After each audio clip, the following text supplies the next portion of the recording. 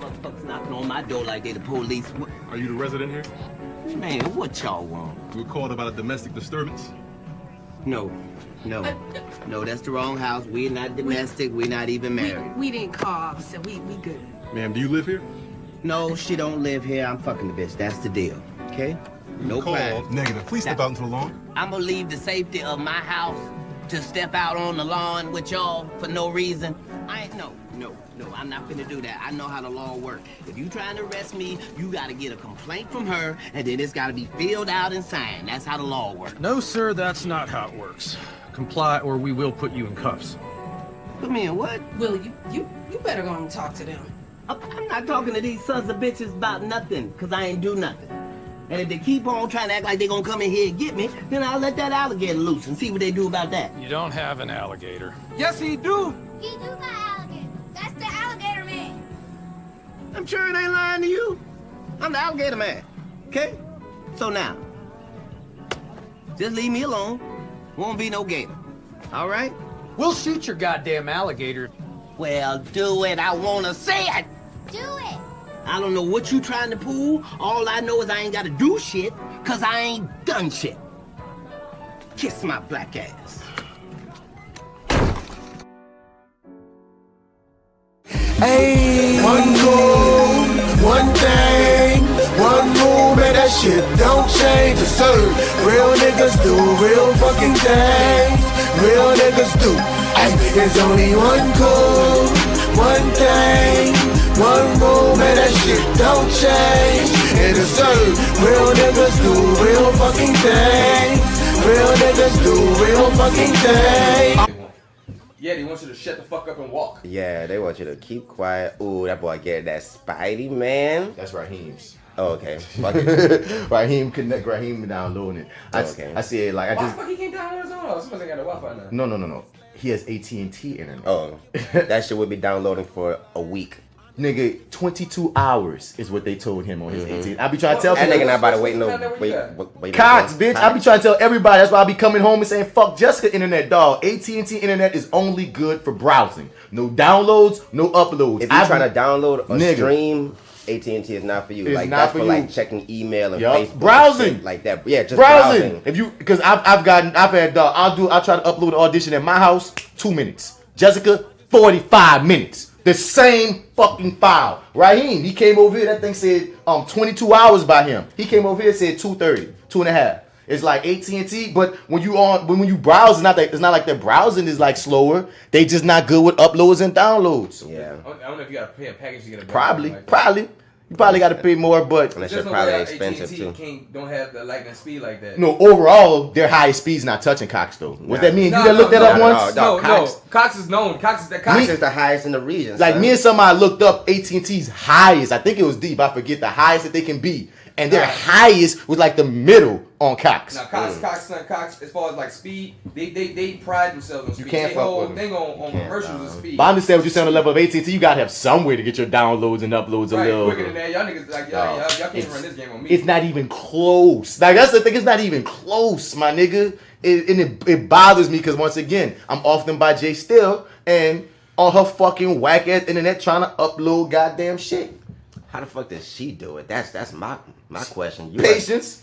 You must get them fucking Buddhist monk. Yeah, like you must get that shit taped early, and just let that bitch let it sit there for a day. And go cook dinner or something. Like, put some red beans. Put some red beans. Start washing clothes and shit. Soap. You might as well get your chores done for the day. Now it's not as bad if you're not doing nothing else on the internet. It still sucks. But I mean, like, oh, you mean everyone's got to be off the Wi-Fi and you got to not be on, not watching no Hulu or I mean, literally, son. Because if I have the Netflix and the upload going at once, it's going slow. I turn off Netflix, it goes a bit fast. It's really fucked up. You only can do one thing at a time on their Wi-Fi, son. Disrespectful. That shit is poo, son. So I will never ever recommend AT&T Wi-Fi. Never ever. Nope. You were playing God of War or is that Hing's? All the same shit. Okay, that's. But I did just recently God of War 3 because if you would pay PlayStation Now, it's free. So check this out. Guess what? Because you know you have any free games like you and Raheem always download. Yeah. That's one of the free games, God of War 3. Now let me tell you I downloaded just to download it. I like, oh shit. I'm gonna have to put that in my library now. I remember I beat that a long time ago. Wait, God of War 3. I'm thinking about the new God of War.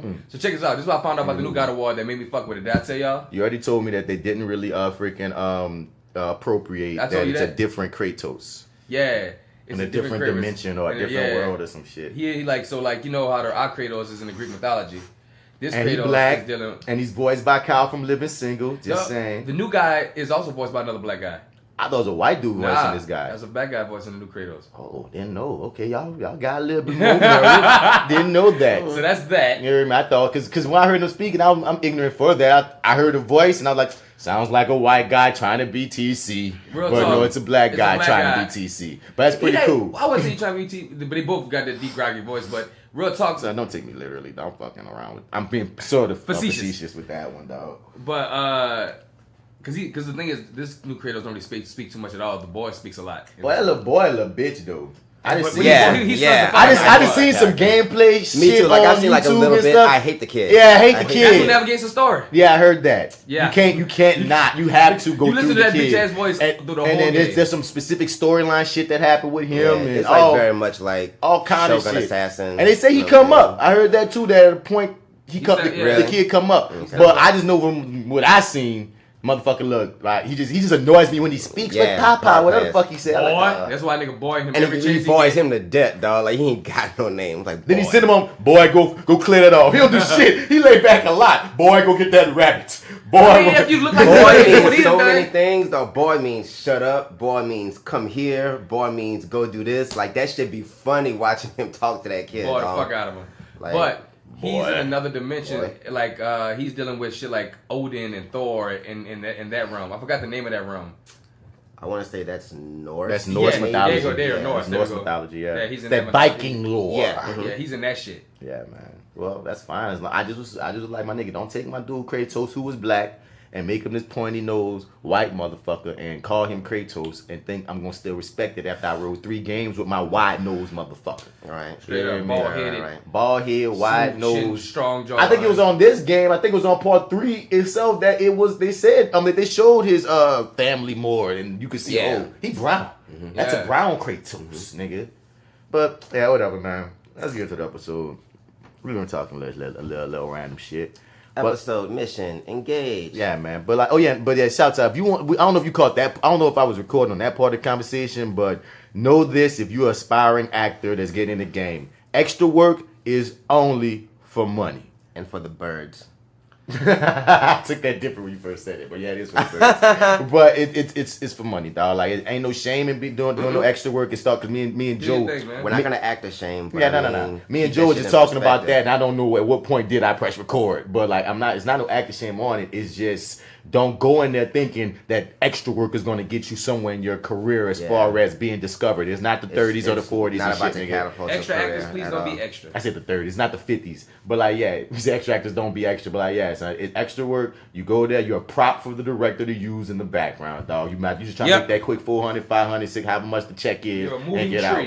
So if you're trying to get in the game, there's other ways to get in the game, dog. If you really need to know, email a nigga and I'll run it, because I'm not about just running for no goddamn reason right now. We got shit to get into. But yeah, welcome to the Fly with Bats podcast. Yo. Episode 61? 61A, motherfuckers. I can't wait until we get to 69.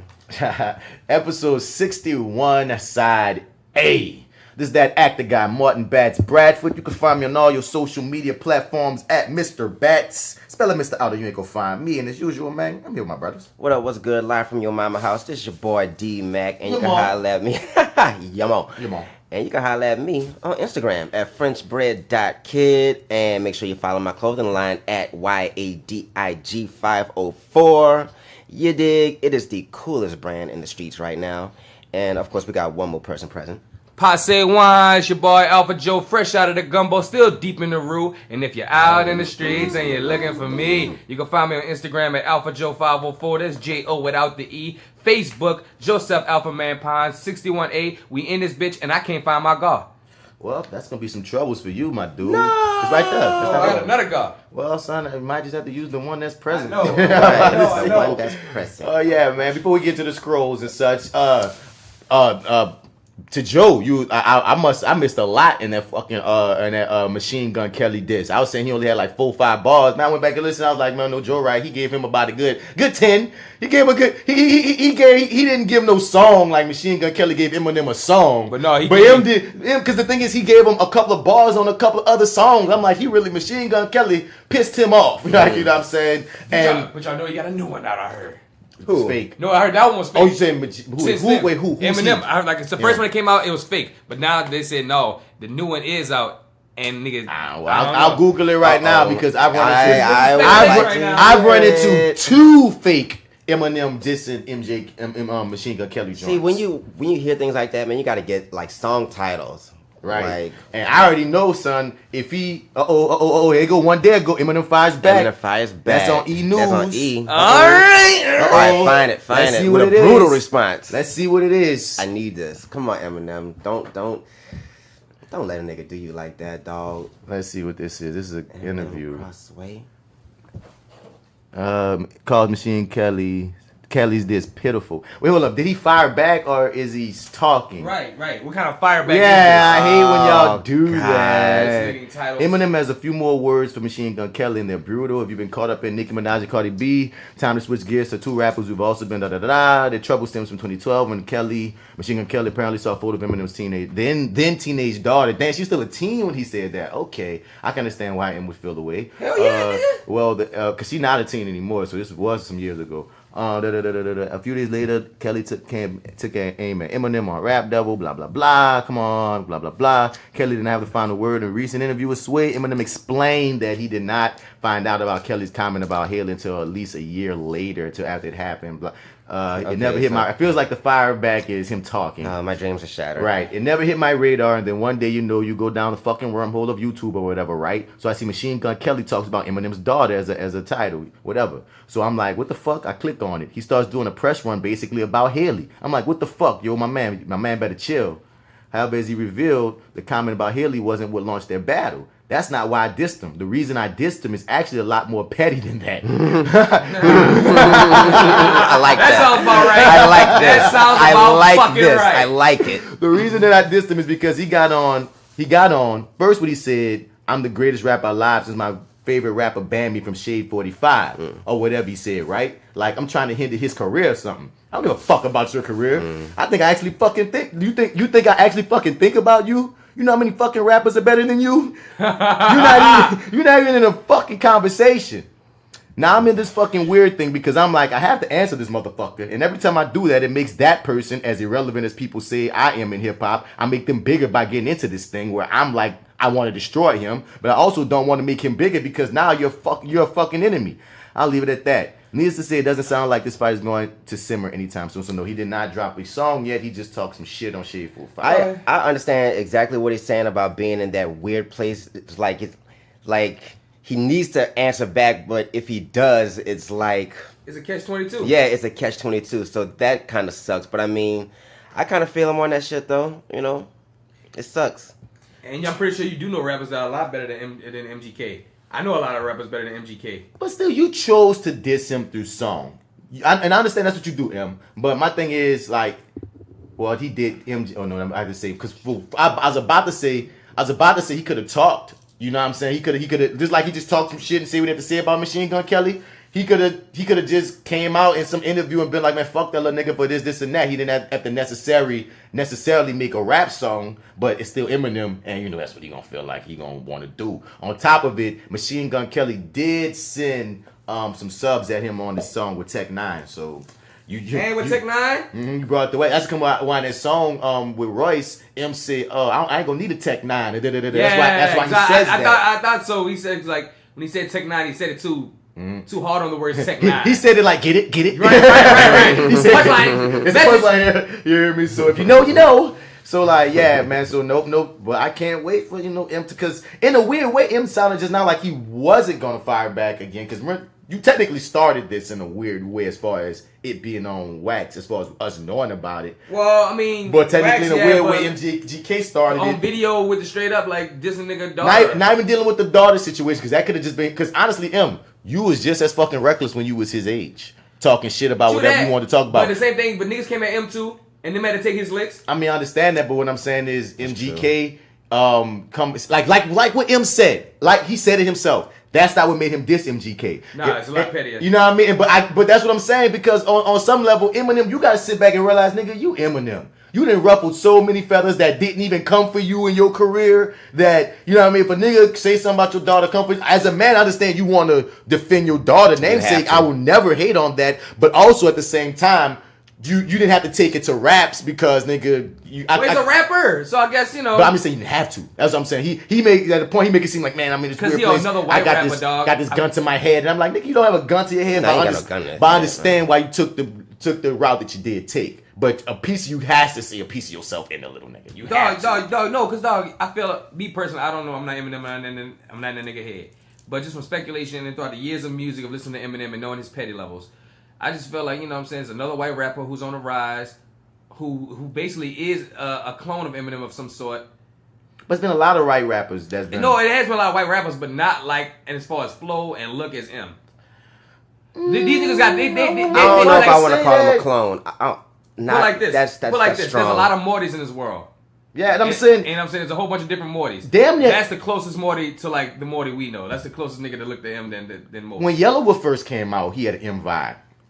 Which one? Yellow Wolf. Oh, yeah. And then another one, too, that, like, truthfully so, and just too obvious, every last one of these white rappers that's come out since M has bitten some part of M until they found themselves and gotten away from M. Because most of them get away from M at a point if they last that long. Because you know what I mean? M set the template for the white rapper. I mean, he's the reason why a lot of them wanted to be rappers, because they saw themselves through M. It's like the inverse of how we are with black people and blacks in fucking film and shit. It's like they had no white representation that made them feel like they could do it. Then they saw M and like, what? We could be in this rap game. We could do it. We the weakness in the rap game. So yeah, but we gonna see where it go. But like, damn, we just went in the scroll. First off, we gonna shout out all the local podcasts that we know and we cool with, such as the Your 30 podcast with Marty and the Arrogant Observer, the We'll Figure This Out podcast with Lido and Jay Skills, the Misbelief Radio Show podcast with Who is DC Paul, Jay Steele, Oshun, Malik the Historical Geek, and us. Fuck What You Heard podcast, Four Misses in the Mic podcast, the On the Lake podcast, who was just on our previous episode. We had a lot of fun talking with the ladies of the On the Lake podcast. Check them out, On the Lake, ONDA. Hey, Frankie. That was a very smoked out ass episode. Oh yeah, we was high as fuck. Yeah. Shouts out to Frankie Cola, since, you know, we spent 2 podcasts not knowing who she was, then realized that we knew who the fuck she was, just not under that pseudonym. So big ups to the sisters over there. Who else? No Dope on Sundays. I remember that time. Hip Hop Nerd. Bills to Books. Or Bills to, I forgot it again. I had y'all. Bills to Books. Books to Bills. Bills to Brains. It's something. I'm gonna remember y'all. I'm gonna remember y'all again, y'all. I had y'all good and ready for a few weeks. Sorry for the disrespect. Sorry for the butchering of y'all podcast title. 50420 podcast. Fuck What You Heard. I already said them. You said Metal. You said Black. I ain't say them. Black Guys Next Door. Metal Hand of God. That might be everybody. Is it? That might be all the locals that's like, you know, on our level. You said Brooklyn Ladies of Therapy Noir? I did not shout out Therapy Noir, Roxy, Roxy, and El Nichelle. Yeah. Check them out. And I think that's going to be it for the day. That's all I can think of right now. Okay. Well, that's it, man. Hey, check those out, man. It's a lot of homework anyway. So, yeah, man. So, this is side A. On side A, we usually get to that starter section, which is just, you know, certain little hot joints that's kind of lighter and fair that I feel like getting into. Little of that. Little of that, just to get you primed for that side B. After the starter section, we get into BATS. Nerd Out Moments, which is reserved for nerdier things like comic books, comic TV shows, movies as well. And, you know, and if it's some cool TV shit, you know, we just get into it, man. It's more of the entertainment shit to a degree. If it's more of a entertainment dealing with what we do, the craft of shit. At the BATS Nerd Out Moment, we get into that Joe Sports Corner. Yeah, this is when we're going to talk about sports shit. Do you hear me? And I'm the only one who's going to really be into it. Yeah, man. I got a couple that I purposely threw in the sports corner, so, you know what I mean. Oh, really? I mean, they're not sporty mixed sports. They just involve sports figures. Because after last week with the Cap situation, I'm just giving a fuck about Kaepernick as an activist with the Nike shit, and I stepped on your toes, and you was like, nigga, I was gonna talk about that in the sports. So I'm like, okay, if there's anything with a sports person related, we'll just throw it in the sports area, even though they have nothing to mine. They got nothing to do with the sports itself. Sneaker politics. Let's talk. You know what I'm saying? So we gonna get into that, and then I don't even think I got a question of the day today. But if something pop up or something on Facebook arise, we usually have a little question of the day where we all kind of talk about something that might be popping in the stratosphere of the internets and the social medias. If not, I got a simple one for us. I mean, as long as it's something interesting to talk about, that was like I usually like some shit that was hot that niggas was talking about. I wouldn't say it was in the thing, but it was a question that asked that I went around asking a lot of people. That was a hard question. We can make it that, dog. So we're gonna get to that afterwards. So without further ado, did I say anything about side B? We'll talk about side B when we get to side B. Fuck it. Without further ado, let's get to that starter section, man. Lying about how much you had made, rumors and shit that you handmade. Would you buy this if I sold that? Hey, what the hell is my soul at? The American need for American green is America's greed. That's the American dream. Black America too busy chasing white American dreams. But we sleep, so let's everybody eat and repeat. Work, where the fuck the cheese? Where the mozzarella at? Tell me where it be.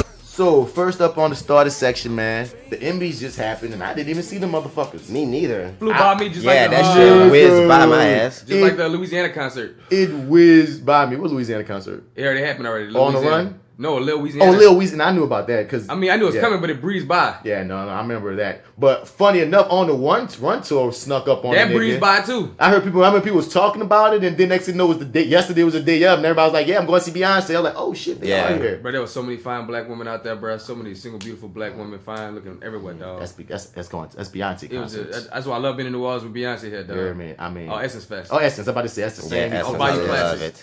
Bayou Classic to a degree, hell yeah, too, as well. I give you that. But see, Bayou Classic also brings niggas and shit. Like, Essence brings this women. Beautiful black women. That brings the women's. Women's. That's the only detraction. But Bayou Classic has women. I mean, New Orleans, we're a party city. We just happen to have people come through. They come to party, and a lot of them be beautiful. So we gotta love it. But in the Emmys, before I get into all the winners and such, it make history as black actors swept all the guest star categories. You damn right. You hear me? Shouts out.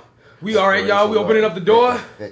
Like there's gonna be some Asians and some Hispanics. I mean, no, because we've won guest star things before, but there's never been a ceremony. Sweeping. We got all the guest stars. Son, all say black. we sweeping, dog. That means that like That's niggas nice are really giving us a shout out and shine, our proper due. Because we probably could have been sweeping a long time ago since we sweep everything else we touch. But I ain't gonna say nothing else about that.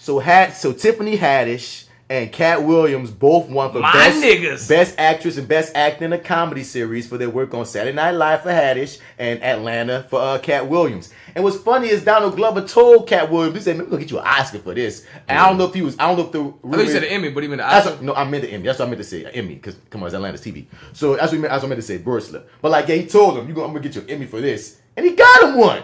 That's clout, dog. Damn! Like you caught your shot, dog. I'm afraid to call shots like that. Like I would. That's not even a shot. That is a fucking full court shot. Like I can do this to lob that bitch from opposite side and swish. There's no way to call something like that. For real. Like for you real. Really son. just. He wrote Cat Williams. Him and Hero. And his brother.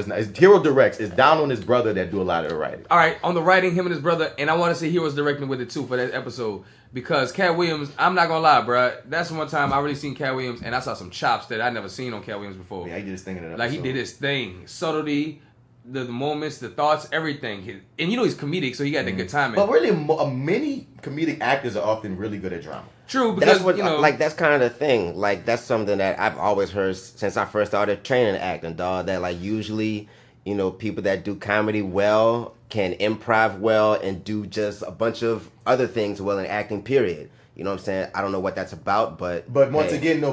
But I truthfully think that is relegated to the. I'm glad you said well.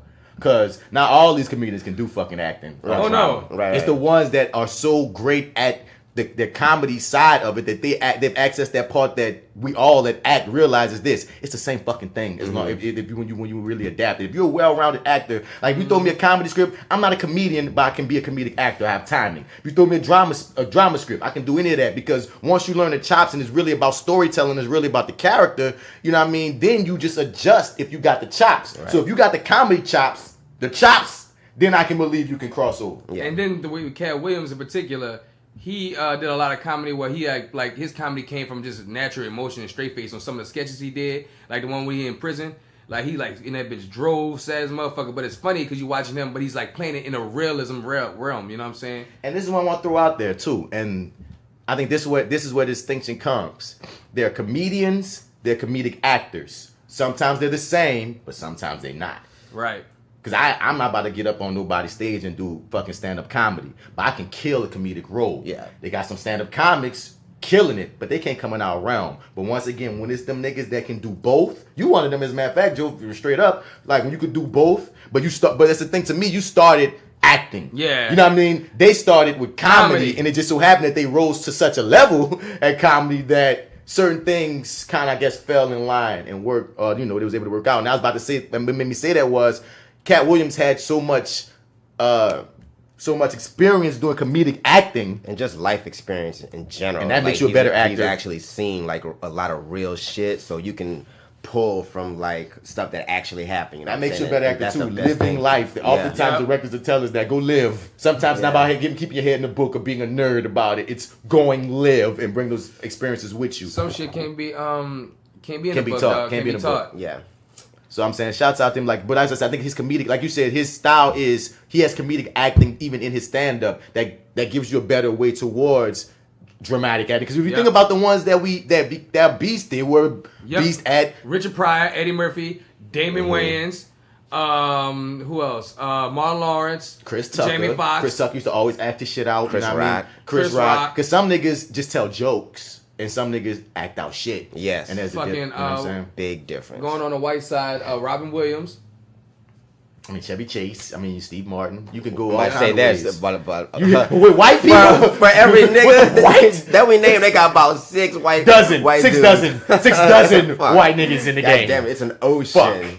But anyway, moving on. Also, Ryan Cephas Jones, a beloved figure on NBC's This Is Us, and Samira Wiley, a compelling presence on Hulu's Handmaid's Tale, took prizes for Best Guest Actor and Best Guest Actress in a Drama. Awesome. Love them too. Awesome. Ryan Cephas Jones be in buku shit, man. Him. So much shit. The homie. I love him. Love him. Yeah. Love him. He is great, dog. He has such a nice, natural, like, dude. Oh my god, like he's. But you nice know, I always confuse him with the guy who passed away that was on Luke Cage, his father. Oh, the barbecue dude. Yeah, from the barbecue nigga. He's the barbecue nigga on House of Cards. Yeah. He better be in a buku shit. We just was saying his name. I forgot his name, but he was awesome too. Reg E. Cathy, that's his name. Yeah, and Reg the guy who plays Bubbles. I always get them three mixed up. Bubbles do look like him. Damn, Reggie Cathy is his name. Damn. He's not Bubbles anymore. Now he's Thirsty on Thirsty Empire. what's this actor's name? Thirsty on Empire. Because what's his name? Thirsty. His name is not Thirsty. What's his name? No, they gave me the actor, man. Andre Royo. That's his name. Andre Royo. Oh, I said it right there. Yeah, Andre Royo and Ryan Cephas Jones do look a lot alike. I never thought about that. Damn. Go back to that. You see what I'm saying? I think Ryan Cephas Jones' face is like a little bit like he has harder edges. They have a different presence. That's one thing. Also, they do not play the same type of role. No, but they both have played crackheads. They both play crackheads. And it's funny. He's on the corner and Royo is on the wire. On the wire. Both his crackheads. Okay. Yeah, but Cephas Jones in his career over time has stacked up a lot of dramatic joints that's giving him a different gravitas about him. Like a father. Like he's in the fucking Luke Cage at the barbershop. He's in Luke Cage. He's in the Get Down. He's in so many things. And lately he's been rising and rising. He about to be in some blockbuster. Oh, he might be in Venom. They just cast him in Venom. Okay. You hear me? So it's like, yeah, I mean, not just cast him. They just let us know he's in Venom because this movie been shot. Right. But I'm like, yeah. How old is this guy? I would say 56 to 60. But you know he's been in the game most likely. For 40 years. Let's go Popped off probably in 1998. Cephas Jones. See what's going on with the homie Ryan Cephas. And Samira Wiley, man. Nigga fell in love with her on motherfucking Orange is the New Black, man. She was the homie. in Orange is the New Black. I don't know if y'all watched the first season. I watched the first season. It was fucking amazing. Yeah, with the low cut. Yeah. Oh, look at that picture right there, girl. She put in a lot of fucking work too. Like she's been in a bunch of fucking movies, dog. Especially since Orange is the New Black, because at some season they killed her. So and that was a big fucking deal. That was like you just spoiled the fuck out of that for me. I can't call it spoiling because she's a whole character on another show right now. I don't give a fuck about that. I wanted to see that. I mean, damn it, they killed her. You did in spoiler for him, but it is like a whole 2 seasons after she didn't die. No, there's more than 2. I'm not gonna say what season. I know what season. I'm not gonna say what season it is. They've stacked up. They're like on season 6 or 7. This happened. Are they on 6? I think they're maybe like 4. No, they are deep. Okay, like 5 or 6. Well, I looked up. I mean, it's fine if they deep, but I'm just saying. I want to look at it. I want to be sure, but fucking see that. Season 7, nigga. Like, dog, I looked up. Oh, they're on 7. Wow. Bro, that's what I'm saying. I didn't. That's a lot because I know I haven't watched this since season 3. That's why I stopped. You feel me? I stopped at like season 3, but I'm thinking they might be on 5 at this. No, bitch, they've been 7. making it. So like I'm saying, when she gets killed off, so much has happened since then. But I just thought it was obvious because she wouldn't be winning this Emmy we talking about, right? I just wasn't thinking about it like in that kind of. Well, she could win this one because she's a guest star, but they said even in this thing that she's a character on Handmaid's Tale, which is also been getting high marks. I think we talked about on a previous podcast. They only give you like 2 guest star roles on another show if you're a series regular. They don't let you. They don't let you just be 2 season regulars on 2 shows. Oh, hold on, you too rich. Fuck no, you getting too much money. Bitch, cake and eat it for you. And a piece of it is exclusivity. They want of course, definitely. Tune in to want to see you on their show. If they can get you 2 places, you know. Nah, we don't want to split our money with them. Basically, that's what it is. I don't want to split my money with you, so it's one of those things. Because what's funny is because I got spoiled like that in a way because I just finished watching Empire. I just got caught up. I was talking about before, but in my getting caught up, one of the actors on there got cast in another show that I watch. Has the actor got killed yet? A prominent actor. Yeah, that's what I'm talking about. So that person just got cast in another show that I watch as a regular. So I'm halfway through Empire knowing, because this motherfucker gonna die soon. Because you ain't gonna be no regular on my show over here and still be living on this motherfucking show. I was spoiled because out of all the episodes that I missed in Empire, I caught that one. Oh, that was like the last episode. Yep. That was somebody finale. I was watching, I was like, oh, wow. Don't fucking ruin this one because I'm not gonna say watch nothing. This shit. But it caught me up with the whole story, what happened all the way through and through. And then watching a few with you, I was like, the motherfucker deserved it. It was what it was. The time was coming. Yeah, but one thing I love about all 4 of these actors that just won, that sweep the Emmys is we fuck with them all. Yep. Tiffany Haddish, Ryan Cephas Jones, Samara Wiley, Cat Williams. That's like y'all the people that because sometimes people win Oscars, I don't even be knowing they work. Son, last year Cat Williams was getting choked out by a kid on camera. Truth. He's the Meek Mill of the acting game right now. Dog, he's bounced back career genius, dog. I fucks with him, dog. He cleaned up his life. Everybody was telling him that man was on crack and shit. He was part of Illuminati. That man had all type of rumors on him. And this man, dog, real talk, throughout all his triumphs, dog, I never said a bad word about Cat Williams. Because I was like, dog, you a human being just like the rest of us, and I don't know what the fuck you going through. But you going through something, dog, and I hope you make it out. And he made it out, dog. Came back with that comedy special on Netflix. That shit was funnier than a motherfucker. Then he dropped out with this Cat Williams shit. With Donald Glover, I was very surprised to see him in that episode. Nigga, that was a surprise. I'm trying to think, were there any other guest stars this season? And you know what's funny? It was some funny moments, but there was really nothing funny about that episode. That first episode was fucked up. Nah, it was funny too. It was the same. It was the beautiful line that they held that whole season 2, which was darker than the first season, but still knew when to give you some relief. Because honestly, dog, you want to talk, nigga, the most intense might have been your boy in the woods. I can't remember too much. In the beginning, might have had some funny shit, but when your boy, Woods episode, that shit didn't. That one is probably the most intense. No, Teddy Perkins. I said Teddy Perkins. Yeah, that one scene of laughter when he called out to his partners. But this whole season had like darkness, dog. You get a little bit of laughter, but you get the fucking feel. No, there weren't many guest stars. I don't want to say any because I'll be speaking out of turn. But I'm trying to think where Cat Williams is the only person from Atlanta this season that stood out as a guest star. They stayed within their realm. Let me think. Yep. They stayed within their realm, son. That's it, dog. Cat Williams. And that was their opening. That was their first. They were going to open up with Cat Williams, get y'all part of this.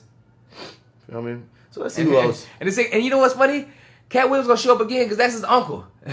Yeah, you're on the show. Like, he got pictures of him with the mamas and shit. Like, that's the last part, a little bit of your family got left, beside, and that probably Ern got left too, besides his auntie, which is, Iron Mama now. Yeah, son. Talking about, fuck my words up anyway. Yeah, keep going. But now I'm just trying to see who are some of the winners because I think I looked at the list and I recognized some because like Kenan Thompson finally got Yes, him my one. dog Keenan got one. Keenan finally got him one. I was like, all right, Keenan, we've been riding with you since the Nickelodeon days, man. Got one for the Barack episode when he did the song Barack Come Back. We I didn't see that. Oh, I did see Chance the that. Rapper and Yeah, shit. yeah. That's what he got We it from. didn't know just what. Yeah, no. I remember it. Yeah. That shit was funny. Yes, and he got it for that I episode. did see that. Okay, then. See, I be happy when niggas win for shit that I seen too. Cause a lot of times you watch the Oscars and shit and there be movies that be winning. And I be like, I ain't see that movie. I Keenan don't was care. there in a time and period, dog, where he was trying to get a lot of black people on, and he wasn't even allowing that man to get it, and he pushed so hard to get a lot of black people that's on there now, dog. A lot of people try to play on that man, try to call him Uncle Tom, dog, but a lot of black people that's in there right now is because of Keenan, bro. He pushed for a lot of that. Even the content like that, where a Chance to Rap and do that kind of song. Because Justin Timberlake and your boy did Dick in the Box. That was like an R&B video kind of thing. But no, they was like, no, this is how you really do it if you want to do it like a smooth shit. They went 90s R&B. John Legend became the EGOT. Yep. Thought that was awesome. I was like, that's dope. All music, dog. Your music went transformed through every realm. That's so trippy. I can't wait till we get I want to see us get a legitimate EGOT though. Like an actor? Like all the way through? So far it's Whoopi and him, right? And they got some white people, I think. But like Whoopi and him are like the two main. You can't get a Grammy for acting though. No. Like Whoopi got a Grammy because of a soundtrack or some shit. Like she wasn't singing on the thing she won the Emmy on. Or it wasn't the Grammy. It wasn't like she put like Donald Glover gonna probably be the closest one. You know what I mean? Like cause oh, you mean like in each genre do you really do you this? killed each one because like John you have an album you got a Grammy. Yeah, for because this. John Legend, some of his are kind of technicality awards, and the same thing for Whoopi. Her Grammy in particular, I want to say, is a technicality joint. I want nigga to drop an album and got a Grammy, did acting and film and TV to get the Emmy and the Oscar, went on theater and killed to get their Tony. Like, I wonder if we're ever gonna see that from one of these cats that's coming. Like, you know what I mean? Like, no technicals. I was that raw. Be pretty interesting. Yeah, Donald Glover. You're right. Donald Glover's going to be the closest. He can come the closest. He just need to get an Oscar, and that's it. And Yeah. he get an Oscar and a Tony. I think he's definitely going to He at can. some point, for sure. At some point, we can get a Tony and an Oscar. Because he's good at all of those Yeah. things. Like, Yeah. John Legend isn't the best actor. You know what I mean? Whoopi wasn't the best singer. But, like, Donald Glover excels in at everything. Yeah. music, all the things that's required for the EGOT. So, he might... Like, he's like highly versed in all the fucking sections. Only person that I can see that can possibly do that besides him right now is if Jamie Foxx had dropped something. See, for instance, look... Oh, yeah, you're right. Jamie Foxx You could think possibly. Jamie Foxx? Yeah, but he don't really make music anymore. If he would have did it when he was in his height. But if he do it now and it'd be a fire album that can get a Grammy, maybe, yeah, get a you're right. Grammy off that. Then he gotta go to the stage. Kill it on stage. I think he then, could get you know a, what I'm saying? Because he has his Oscar. Get a Grammy. He might have. Does he have a Grammy? He might have a Grammy we don't know about. Because, you know, sometimes you get Grammys off like a song. Yeah. For all we know, Jamie might be sitting on the Grammy already, dog. Check the Look this tapes. up, man. Let's check the stats. Let's see if he's ever gotten a Grammy. He has. See? He has a couple. No, he has one Grammy and a bunch of nominees. For Blame It. Blame It. Of course you got a Grammy for that. So he got a Grammy and he got an Oscar. All you gotta do is take it to the stage. And take it to TV. And take it. He could get one on TV. Does he have one on TV with Jamie Foxx show? Oh, well, let's see. I don't think he got one on Jamie Foxx. Check the tapes. Emmy. Let's see if he got one. If he got one, let's see. Oh, he's on there like almost half. He don't got an Emmy. Oh, he got to get him an Emmy and a Tony, He can get those. He can get those. Because really, for an actor, the hardest thing to get is the Grammy. Yep. And for the singer, motherfucker, the hardest thing to get is the Oscar. So if you swindle your way to get the Oscar or the Grammy, the Tony and the Emmy are much simpler to get. You can get that. You know what I mean? I'm not decrying the Tonys, but one thing I do realize is if you're a star somewhere else, they will open the door for you on that arena much easier than if you're an unknown. Mm-hmm. So I'm not saying it's easy to get a Tony. I'm saying if you already gotten to the gravitas you to got get a an way Oscar, better shot. Right. you have a pretty good shot to get the Tony. Nigga looking for you. The Tony wasn't looking like that. We looking for this nigga to get this Tony. Yeah, you already surprised know a if you ton don't. of people. Like, you know what I'm saying? You got a shot. Spread. Your shot is way bigger, dog. You got a shot, nigga. It's all. And don't let you do a musical because you know you can sing. Nigga, that Tony musical is over. I ain't about to read all these motherfuckers. Y'all can Google this shit. But I think I just shot out all the black people. And that's what I care about. That's right all now. that matters. I'm rooting for everybody black. I said Keenan. Go ahead, Keenan. Who's the other black guy? Who's the other black guy? I think he's a writer. I know he's so. Thomas was nominated for 2 Emmys this year, including his first for Outstanding Supporting Actor in a Comedy Seasons after 15 seasons. He won his first award for writing, Comeback Barack, alongside SNL writers Chris Redd, Will Steven, and musical director Eli Brueggemann. All of whom won the first Emmy. So that's what the other black dude too. Okay, He deserved that, big dog. get it, big dog. Some Earl Wiley, white people. Tiffany Haddish. Who is this? Exceptional merit and documentary filmmaker. So some black guy got something in that. Well, you know, Emmys, Emmys and Oscars. I just love seeing all these awards getting blacker and blacker and blacker. Black on black on black on black. Like the My skin so blackness. Black Red. Big ups to Weezy, man. What do you do? He own Young Money now. Yeah, I just saw that. Yeah, he owns all of yeah. it. It's He's his. a sole owner. That's what they call that boy. The The sole owner of Young Money. I was like, bruh. You're a boss nigga now. Son of bruh. I just feel like Young Money. I'm curious to see what he does with it. I feel like he gonna try to do big things, dog. Definitely. He started out with the big three with Nicki and Drake. But I can't help but wonder what his career would be if he wasn't robbed of the past few years. I don't want to think about it. Don't think about it. It just sucks. It just sucks. It does suck. That's another portal in another realm. We gotta see that life go on. Yeah, because a lot of these niggas came up. I'm like, man, Wayne, within them years, nigga, if you wasn't getting fucked by Baby and fighting litigation and going and all Wayne this. gave us some of the greatest mixtapes we'll ever have of all time. And that's what makes it even more heartbreaking. When it's like, my nigga, bullshit took you out of giving us even more brilliance. Because right now it's almost like you catching up with the game coming back in. You still kinda, because that fucking Dedication 6, that boy ran that shit. I was spitting a lot of niggas on that game. He killed Showed that dog. He was a God spitter too. That boy's God spitter. No. God spitter. He been proved his legendary status. Yeah, sure. But the thing is, when you get to that level of legendary, now it's okay. Can you still remain relevant through your music as well as through our nostalgia? Hell yeah! Any track that I ever heard him feature on kills it, rocks it. Nah, some of his features been so. I think everybody got so moments. You know what I'm saying? But I'm gonna say this: it's still gotta see the album. You can do all that shit. Yeah. You gotta hit the album. Always gotta see the album. Once the album come out. You can have all the album hype in the world, right? Give all the hype in the world, son. But you gotta drop that album, and it has to be received as if you was in your head, there, dog. Because when the Dedication 6 was a good sign. It was a great sign. It was an amazing sign. But I also need to see that type of reaction from the young, from the people who are actually hot and in it, and like the young. Because like for instance, like Eminem dropped his album, son. I'm an Eminem fan, son. So no matter what, I'm gonna have a certain bias to liking the album. If Tip drop an album, if Jigga drop an album, certain people we grew up with is in our bones. Wayne, one of them people that when they drop something, he's like, we gonna not love it regardless, but have even more of a love for it because that's a nigga we grew up with. But I'm saying if he get the lil niggas that didn't grow up with Wayne. Right, because they're gonna have a bias to not like him. Like these little niggas. Yeah. I don't like Tupac. I don't like Biggie. Yeah, like I don't say he's like old and shit. You know what I'm saying? Or like older or whatever. Which is it's not fair, but then it's also not fair that we got the bias for. It's the way it goes. Now, luckily, it's a two-sided coin. Luckily, Wayne's a young legend, so it's not like he like 50. Yeah, not trying to call him old like that in any kind of way. But in their eyes, he's an older generation. That's how they're gonna fucking see it. Bygone era, you and they don't even taking how much was bit from him. But the thing is, they respect him more than a fucking like maybe even a Jay-Z or like we already. Well, they expect Jay-Z, but more like a fucking. It's what you just said. It's the recent material. Gonna let us know. What have you done for me lately? And if it's universal love, Weezy back. Yeah, but the thing is, platinum shit. Though. But just because he legend. He gonna be good regardless. He good regardless, dog. Like he legend. His album gonna sell well regardless. It's like Eminem album just broke records even though it's getting mixed reviews. Just like Jay-Z last shit, mixed reaction, but still got not his last one. Honestly, but dog, ones before that, because 444 got rave reviews. I don't think that nigga like artists always try things and sometimes we like it, sometimes we don't. But I believe he ain't missed a step. Like I have 100% faith right now that album when it drops is gonna be so fucking flame.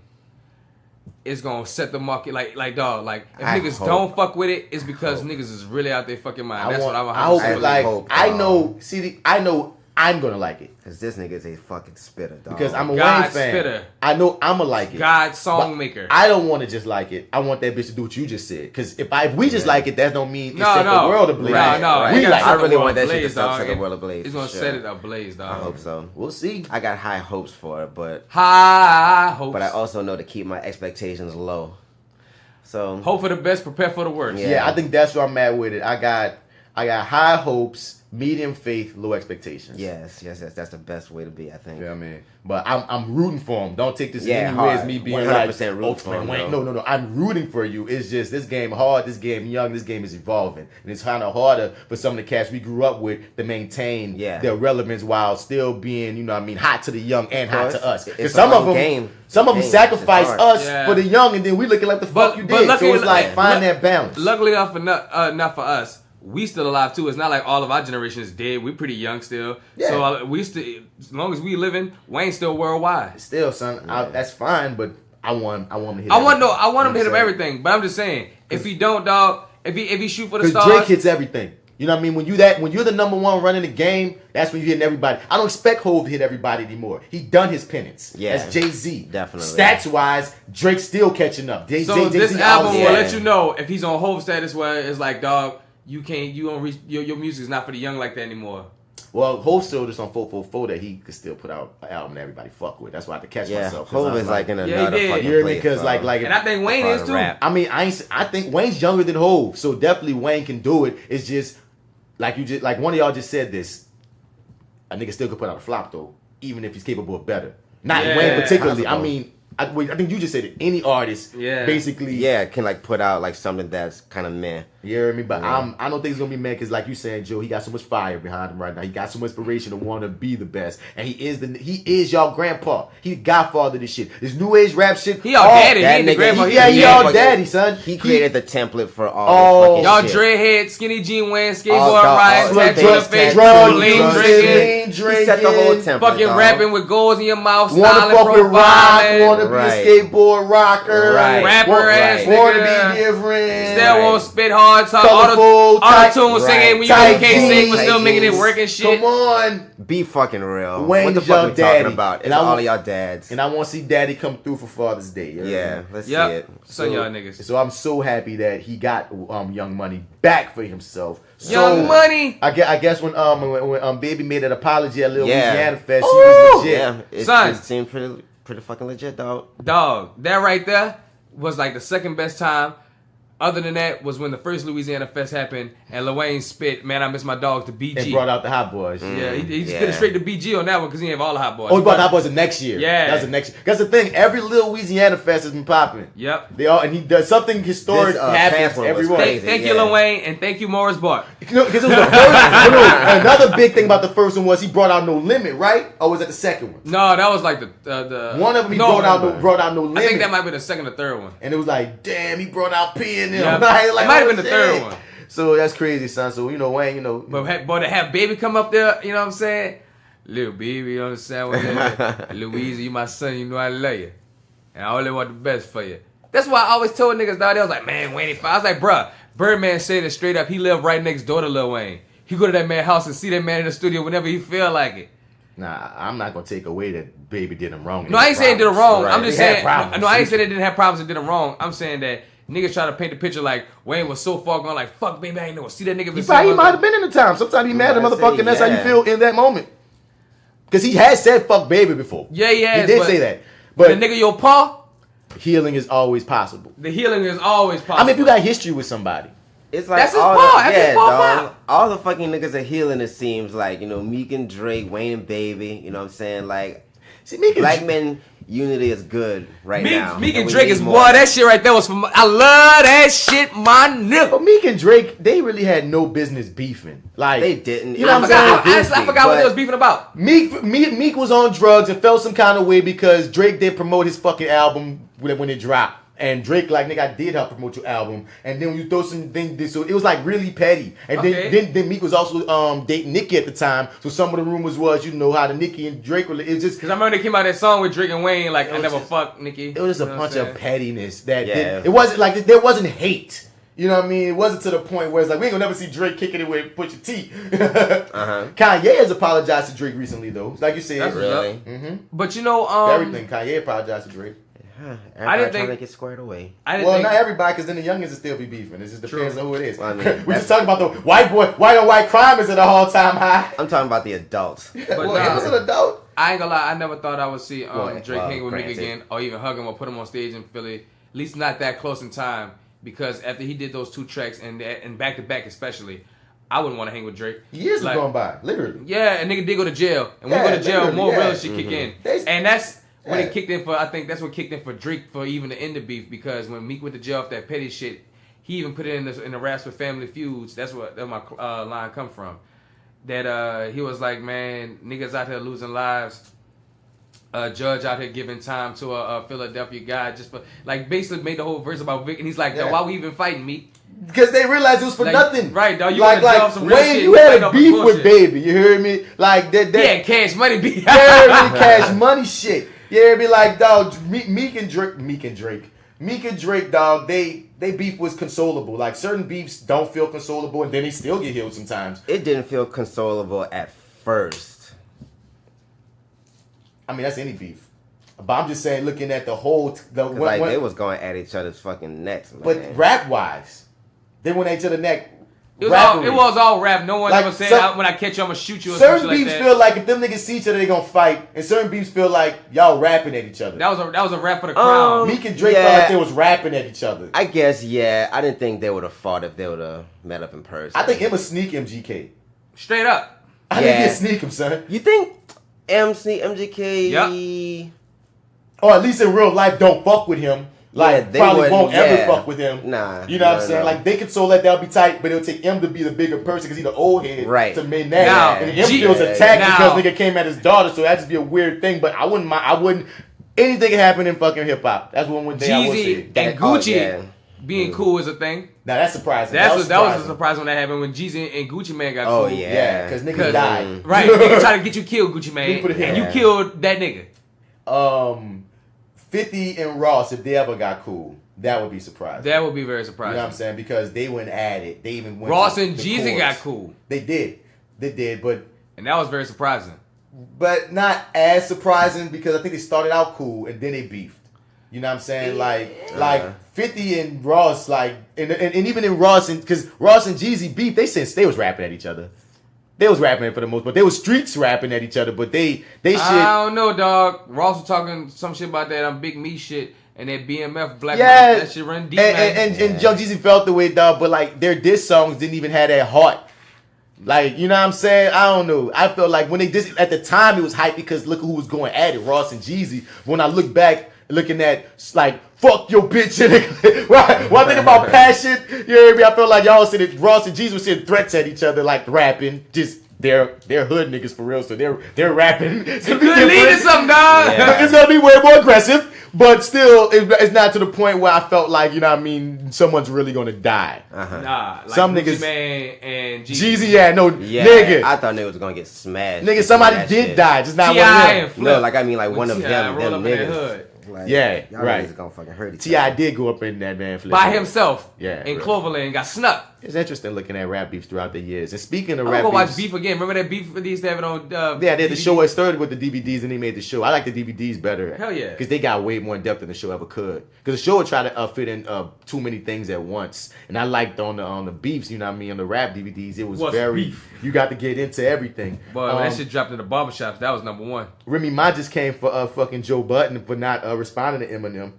Because they're on the show together. I think it's called For the Culture or some shit. Oh, I heard about that shit. I heard she got checked. I didn't know it was Remy Ma that was checking that ass. I mean, it wasn't like she ain't like, you know what I mean, shit on him. Nah, but she checked that nigga. Yeah, she was like, bro, like, nigga, M came for you. You a rapper, right? Like, wait, what happened? You've been better than 10 decades and all this and that. You know what I mean? Because remember on side A, we was talking about how, you know, Joe Budden, Eminem threw some bars at Joe Budden. Joe Budden said he ain't responding until M come with something better. And Joe Budden feel like he better than Eminem. Yeah, for the past decade, et cetera, et cetera. Oh, and Remy basically was like, you know what I mean? Other people, because 50 even comment on like, Joe Budden, sit your ass down. But it's funny. It's funny because Remy Ma and Joe Budden are co-host on this show.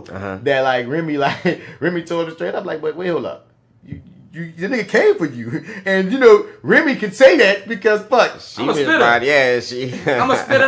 My husband a spitter. We're a spitting family. We spit around here. Spit around this bitch. We from real New York. Where you from, Joe Budden?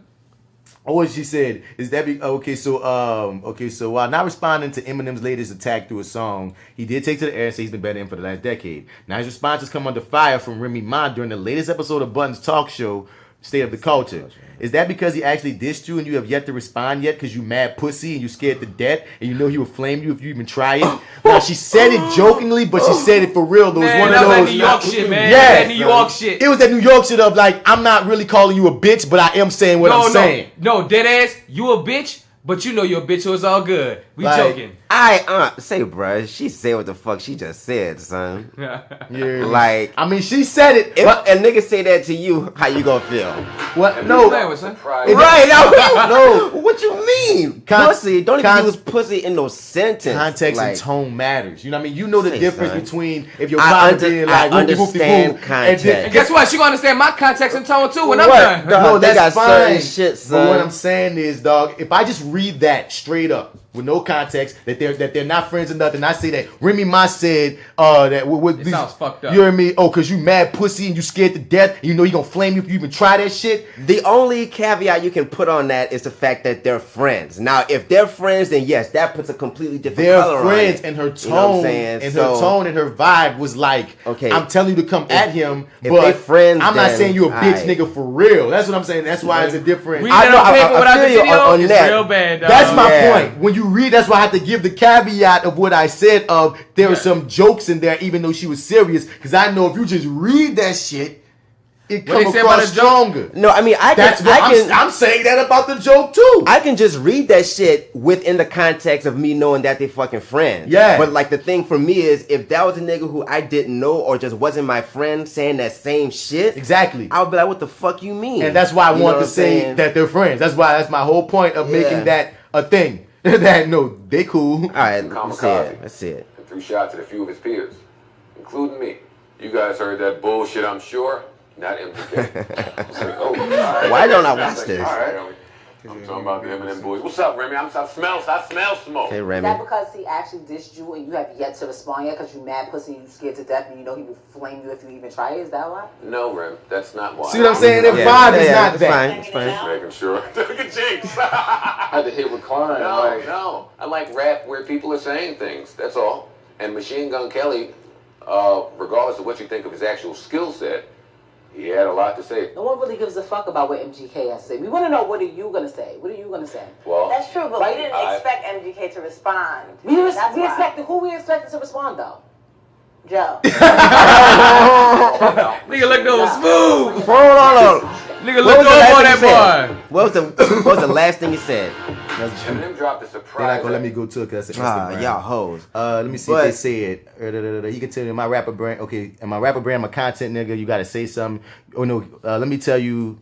Wait, speaking on the Joe Budden podcast last week. That's off his podcast stuff. But like, yeah, I don't know what he said at the end of it. And I don't wanna say Man, that was a cop-out answer saying that he likes rappers to say, like, he has to basically like your rap for him to fucking answer it. Like, that is the Like most he's that bullshit. guy worried to accept challenges like that. Like, Well, that is the most bullshit. No, it's not. Well, he's retired. He's officially retired. But no one cares. But he still be making statements though. Yeah, but You know what I'm because saying? because he gets paid to make these statements now. He's in a different realm. He's a soapbox nigga. No, he gets paid. He has a He's a paid soapbox. He's a paid podcaster. He's a paid correspondent. He gets paid to comment on the culture. Regardless, dog. Business aside, dog. As an artist, dog, and just like another fucking person confronting you, like, you know what I'm saying? You don't have to spit if you're in retirement, though. He retired. That's what I'm saying. I'm gonna give him If that. you're in another realm of, he like, officially journalism. said, "I retired. I'm a journalist now," and he don't make He remarks. say he's retired, but then you be saying shit like, "I'm better than you," like you still active and shit. You know what I'm saying? He said, Like, That's true. He He said, said, he you said, fucking talking he like a said I nigga that's was fucking He like said I was active. better than you for the last decade. Then said I'm not active. He said for the last decade. He just retired like a year or two ago. That's talking out of both sides of your mouth to me. Because And it's he like, also said- you're trying to say that you're retired, but you're still colder than a nigga, as if you can put that to the Pepsi challenge at any fucking time. He said he could, You know what I'm but he saying? said, but Like, but I'm saying I take it in on the level of because he been feeling because in his podcast when you listen to what he talking about when you run it, he basically saying he's been feeling that way since when he was not retired, since when he was signed to the nigga. He's been feeling this way. He was the only nigga on the Slaughterhouse group when they was signed to Shady. You can feel like that, but, So but when you start just like running your mouth, dog. I'm not gonna say he running his mouth deep because nigga came for him and only gave him 2 bars. That's what Joe Budden saying. Joe Budden saying, nigga, you Eminem, I'm Joe Budden, nigga. If you gonna come for me, don't give me more than them little 2 bars to take me out of retire. If I was still active, it'd be one thing. If I said something about you, it'd be one thing. I see what you're saying. You're not that important, dog. Like, if he wasn't, he wouldn't be getting this diss. I feel like you're not. Yeah, that's true too. No, like, why wouldn't you even get no bars? I feel you on that, but you're not that important to where like you can judge a nigga, be like, you need to come harder for me to answer you. Nigga. In hip hop, like, I mean, you're not that. All right, fucking listen. cold. All right, listen. To the spitters, Joey do got that kind of Let me say this right now.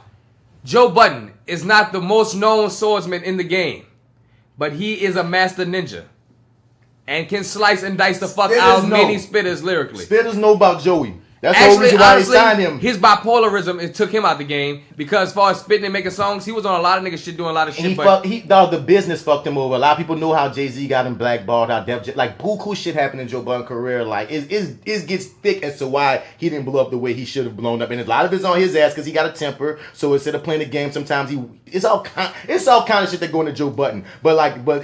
From Joe Budden got the pen, and he's a warrior. I understand. And you can be a warrior. I will grant everything y'all just said. You could be a fucking warrior. If he's a fucking master ninja, fine. But I just feel a certain way about you basically throwing a fucking rock and then. But he ain't throwing a rock. That's what I'm saying. He ain't not throwing a rock. A rock is thrown at him, and he looks out the window and says, "I'm not even going to attack." Yeah, I've been trained for the last 10 years, and I know I've been way better than you in the last 10 years on my swords game. I don't got nothing your to sword prove got to you. lazy. I ain't got that dog. That's what he's saying out his mouth. He's like, for you to come out that dog, you got to penetrate this house, dog. That rock didn't even do nothing, dog. Yeah, because he just gave him 2 bars, and people want Joe to throw a song. Who do y'all think is colder? I think Eminem's still gonna bite him, but. The thing is, I understand where Joe coming from. Yeah. Like, you know, I'm retired. You threw a bar at me because of a review I did for your album because I'm in the journalism world, and you threw a bar at me, and I'm supposed to come with a full diss, and I don't even make songs anymore. That's what I'm saying. You telling me to go in the booth, and all you threw me was a bar. If I'm gonna go in the booth, bitch, you better throw me a song. You're Eminem. You're Eminem, nigga. I know you could come harder than that if you felt the way enough about me to sit up here and throw me a bar. And Eminem got it's a bunch of shit that go with their history, dog. Okay, so basically what you're saying is if Eminem was to actually make a song, Joe said that about Joe Budden. Joe said he on his ass. To that. He said if you throw a song, I'm on you. Because the thing is, Eminem threw a bar at him basically because the thing is, why did he do that Drake though? Wait, hold up. You take me left. Royce the 5'9" is both tight with Joe Budden and Eminem. They really tight. You feel me? When Joe Budden did that fucking skating review of Eminem album before this one, Recovery, and Eminem, and you could tell. I want to see the review, but go ahead. It's too long. But you could tell that Joe had a fucking hair up his ass when he was because he went in. Yeah, that's what it sounds like. It sounds like it wasn't really a review, but like really personal. Maybe it was both. It was a review, but the review started feeling personal because you started coming in ways that. What the fuck is this about? Right. So isn't that like throwing a fucking rock, kinda? No. No, because you're if you're getting personal, even in journalism, all reviewers gotta have a point of view. In journalism, you can have a point of view about the music, but we talking about this shit started getting besides music. But that's in the realm. This in the realm of journalism. This is not in the realm of like me coming out to make a song to rap about you. Like my nigga, and people telling me I need to make a song back against you. When he attacked me as a journalist, and he threw bars at me, and everybody telling me to make a song. When I'm like, nigga, I'm retired. I don't do this. Dog. He's mad because he didn't like my review. If you want me to make a song, as a journalist. If you want me to make a song, give me a song. Now I can understand. You know, it is kind of petty. And then saying something because a nigga gave you a bad review, and he didn't go, fuck Eminem. It's just some of the shit that he would nitpick into make you go.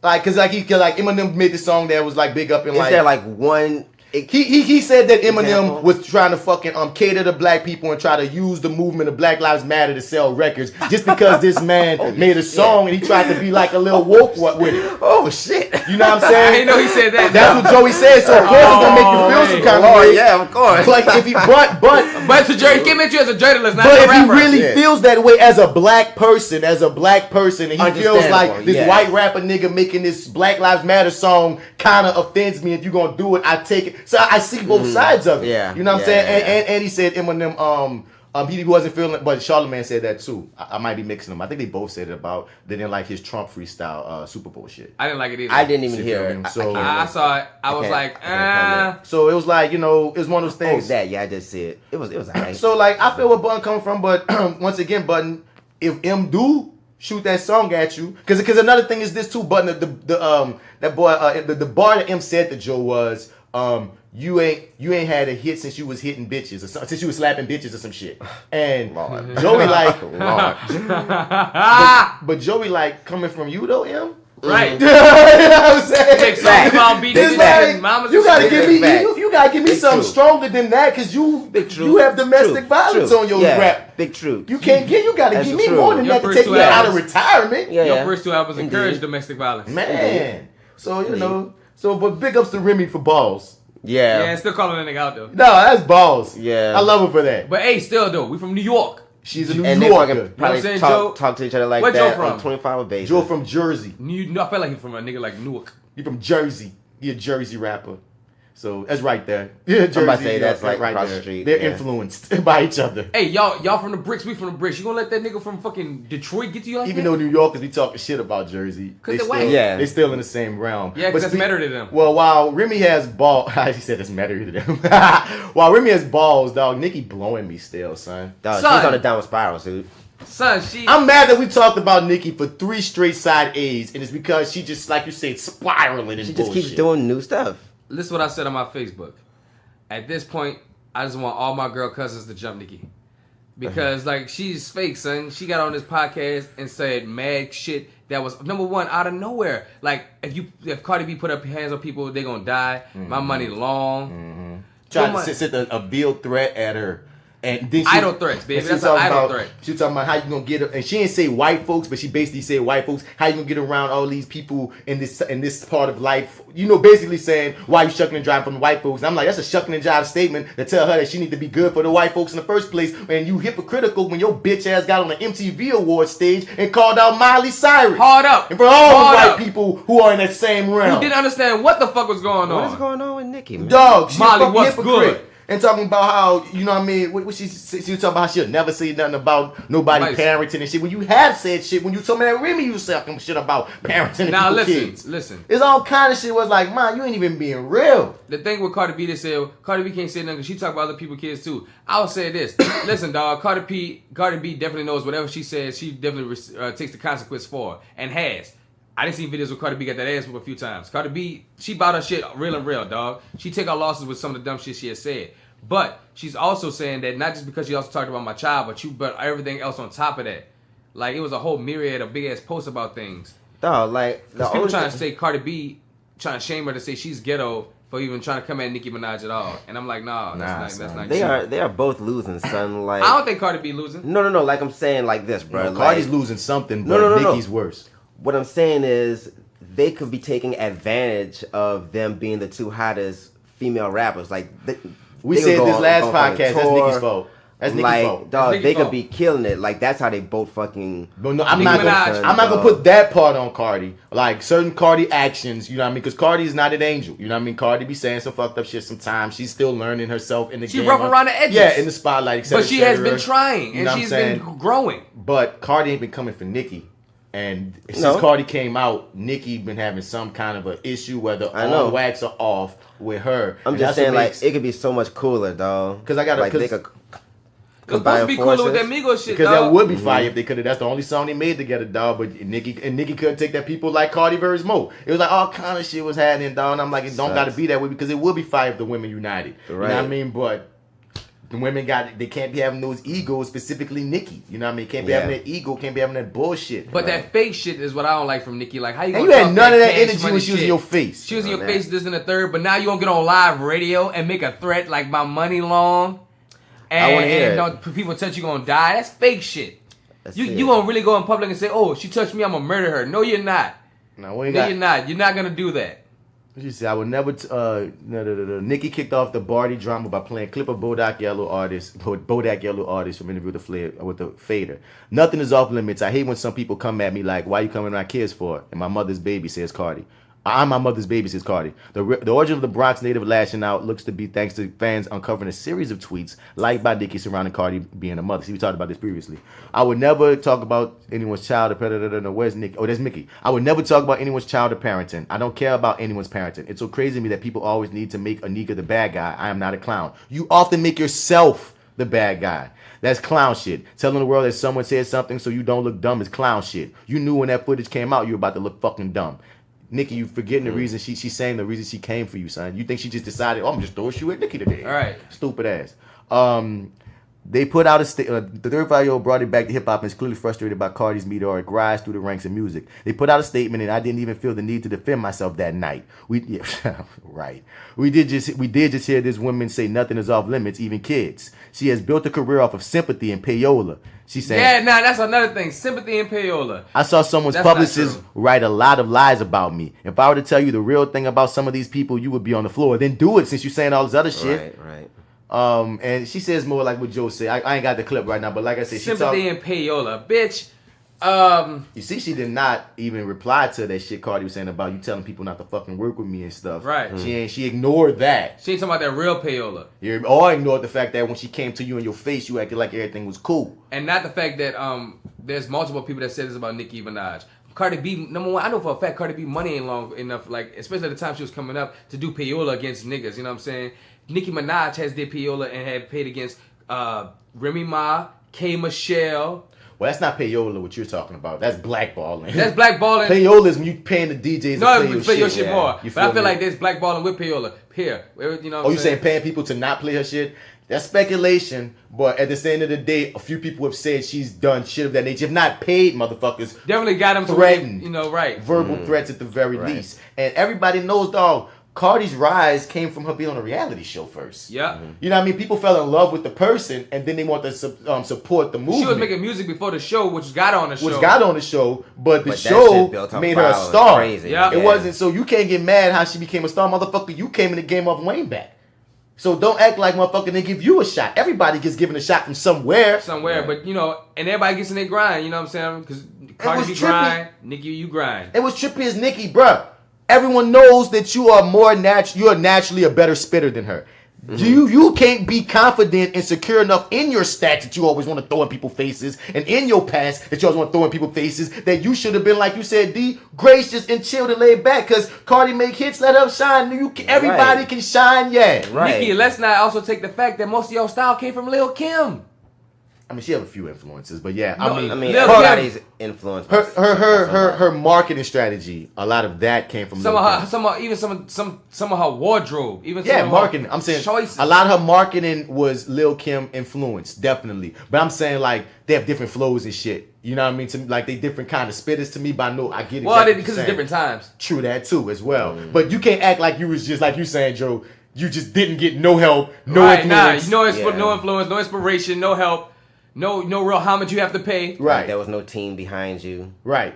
Because she ain't never come shitting on you. Like you the first lady rapper from New York. Bruh. Get the fuck out of here. Fuck out of here. More than one person can shine at one time, son. And it's just very disheartening that some people don't get it.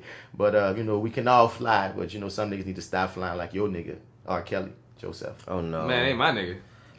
What is this? R. Kelly is being accused of sexually abusing and possibly impregnating his 14-year-old cousin. What do I have to do to go to jail? I need to know. What do I have to do? This can't be. Dog, are you serious? This is on BET, so you know it's real. Whoever is an R. Kelly apologist at this point in time, you need to, just walk away, bro. You don't want none of this what stuff. What do I have to do to go to jail? This nigga got his 14-year-old cousin pregnant, dog. Allegedly. But why is this even being allegedly a thing? Oh my God. Why are you even in that boat? Oh my God, dog. These niggas. You just came out with a fucking 20-minute song. Like, pleading your case. And now you're in this fucking puddle of tar. And Joe, Joe, when he came out with that song, he should have trapped him then. Joe, the only one of us that even heard his fucking little song. You heard the song? You heard it? Yeah, they forced me to listen to this shit. So how y'all feel? I ain't hear the shit. Okay, let's get into the story and match up about his little song. A little over a month has passed since Killer Kelly, the brother of shamed R&B singer R. Kelly, released a lyrical expose on the Pied Piper by way of a gritty track titled I Confess. I saw that dumbass. I heard that. In the record, Killer Kelly posed jaw-dropping allegations against his brother, accusing him of knowingly passing STDs to women and secretly sleeping with men. Yeah, he said that. In a new interview, the rapper's cracking open even more scandalous family secrets. In an interview with YouTuber Tasha K for her Unwind with Tasha K segment, Killer Kelly not only explained why he was releasing so much personal information on his brother, but why the information was so important for the public to know. Especially, Kelly Kelly revealed after his wishes for one of Kelly's previously undisclosed victims to come forth on her story of sexual abuse from the Chicago singer, their own cousin. Before you actually say enough is enough, things happen in people's lives to the point where you feel like it's a wake-up call, and now they got to get a chance to right their wrongs. Kerry shared that after the loss of their mother, Joanne, the death of Kelly's young lover and late R&B songstress Aaliyah, and his 2008 child pornography case acquittal, the Chocolate Factory went on a downward spiral from there. He recollected one incident where he came to physical blows with Kelly after confronting him about pursuing underage girls. I wasn't condoning his behavior, Kerry said, though he did acknowledge that Kelly might have been seeking help for his pedophilic behavior. Whoa. He believes that Kelly's own experience with molestation, which the Pied Piper revealed in his exhaustive "I Admit" track, led him into such sexual deviancy. Kerry revealed that he also was molested. However, it fueled the exact opposite behavior of his brothers. He alleged, "I became a protector of children. I didn't want kids to go through what I went through, especially my daughters." Kerry also recalled an instance where he realized Kelly's suspicious fondness of then 15-year-old Aaliyah. Dog, he going in, so it's really his brother throwing him under the bus. Whoa. Full blown, even more so than he was before. Yep. So there's still some speculation you could throw bias on it, but given the context of your history, Kelly, I believe it. Fuck it. This is not a good look either way, dog. Like this. What we gotta do to throw this nigga in jail? Where's the sexual victim at? Is they come out and say something yet? Evading jail like police officers and killing black boys. That nigga singing his way every fucking time, son. Yeah. This nigga needs to be stopped, dog. Y'all need to stop this fucking dude, man. He's the Pied Piper. Like he told y'all. Bruh. He's told y'all and showed y'all. I'm really the Pied Piper. I call children over with my voice. You can really be rich and get away with the world. Son, this got me so bothered, dog. Like, they need to fucking go get this nigga. Like, he needs to be questioned. Like, something. Y'all need to get the truth. Like, this is some shit, boy. Please investigate this shit. Like, what the fuck is actually going on, dog? Like, how many years is this shit gonna drag on, dog? How many kids is he gonna drag in? Right. Son, it should have been with Aaliyah off the dump. That should have been known, dog. Like, that really should have been the first sign along with Aaliyah. Right. How he married like a 15-year-old. Like, what the fuck? Anybody who does that automatically in your mind should say, hey, they like children. Come on, bruh. Like, it seems so black and white, but apparently the fucking law can make it to where it's not. Like, and people's opinions, because that's another thing too, and man. Public perception and celebrity worship and like that shit so really fucking factored creates gray areas where there shouldn't be any. And we forgive a lot. As long as he can sing at the barbecue. That shit crazy to me, son. Speaking of R. Kelly, Chicago, man, sets up Universal Income Task Force as city seeks ways to tackle poverty. That's good. What the fuck does that mean? Task force. Chicago Mayor Rahm Emanuel will form a task force that will consider implementing the so-called Universal Basic Income Program in the city, as the embattled mayor seeks to cement his progressive legacy after promising not to run for another term. The idea for the program, which will make monthly payments to a number of Chicago families without any conditions, has been floated around in the city for months now. Back in June, Chicago's Northside aide, Amaya Pawar, introduced a resolution calling upon the mayor to launch the pilot of the program and pay 1,000 families $500 every month. Wow. The new task force, according to Chicago Tribune, will have a panel that will decide whether such welfare initiative could work in the city. So I feel like that's because poverty is something that we as a country, we just let it just happen, let it grow. So to see something like this, at least someone trying to even go at this wide-ranging issue of our country to say we so rich, but we just don't focus into. I gotta tip my hat to him. I'm curious. It's more like it's like when you see that fucking weed getting legal to me, and I'm like, all right, let's see how it works here, and then boom. Like other spots have shown that legalizing weed has been profitable for them. So let's see if Chicago be the guinea pigs to see if helping at-risk families by just supplementing or really homeless. I feel like people in true poverty. With this, let's see if it, works. Maybe it might. I hope they have all type of drug tests for shit like this. Because this right here could be, to me, sounds like a welfare club thing to make us crutch, like giving us extra shit that we could probably fuck over into the system. Because it doesn't really seem like giving a nigga $500 a month or cutting $500 is going to help poverty. It's just like... I think it can. I think that is because I'm not going to assume issues in the school system. I mean that too. And then the education, and then the fucking water. That too. And the food and that. All that. Then rather just giving like a bunch of poor people $500 extra. I bet you the poor people would rather have that $500 than not have it, because I'm not going to assume that everybody on wants drugs is poor. Everybody wants $500 extra, dog. But like that right there sets up a symbol of it's good, okay? It's good. Like they got the right idea. You know what I'm saying? Like it beats the fuck out of what they're doing now, which is like nothing. You know what I'm saying? Like poverty. Like it beats the fuck out of just straight poverty and just like fuck it. But usually like food stamps. It just has to be very well built. Like it has to be a solid system that can't be abused. Like food stamps. Like food stamps. But I feel like it's gonna be abused in some way, because we as humans will find any way to get over. But I'm saying if I'm gonna look at it from the positive side and see the majority, I don't feel like the majority of poor people gonna fuck it up. Just like I don't think the majority of people on food stamps do fucked up things. Correct. It's a lot of people, but it's even more on food stamps. So I'm saying, so if it like the families that it can help, then nigga, they be telling me, I wish I could have an extra $500. $500 a month, nigga, just like here you go. And they got people worse off than us. That's and their families worse off than us, with children worse off than us. So I'm like, if that can help them out, just like food stamps or what have you, son.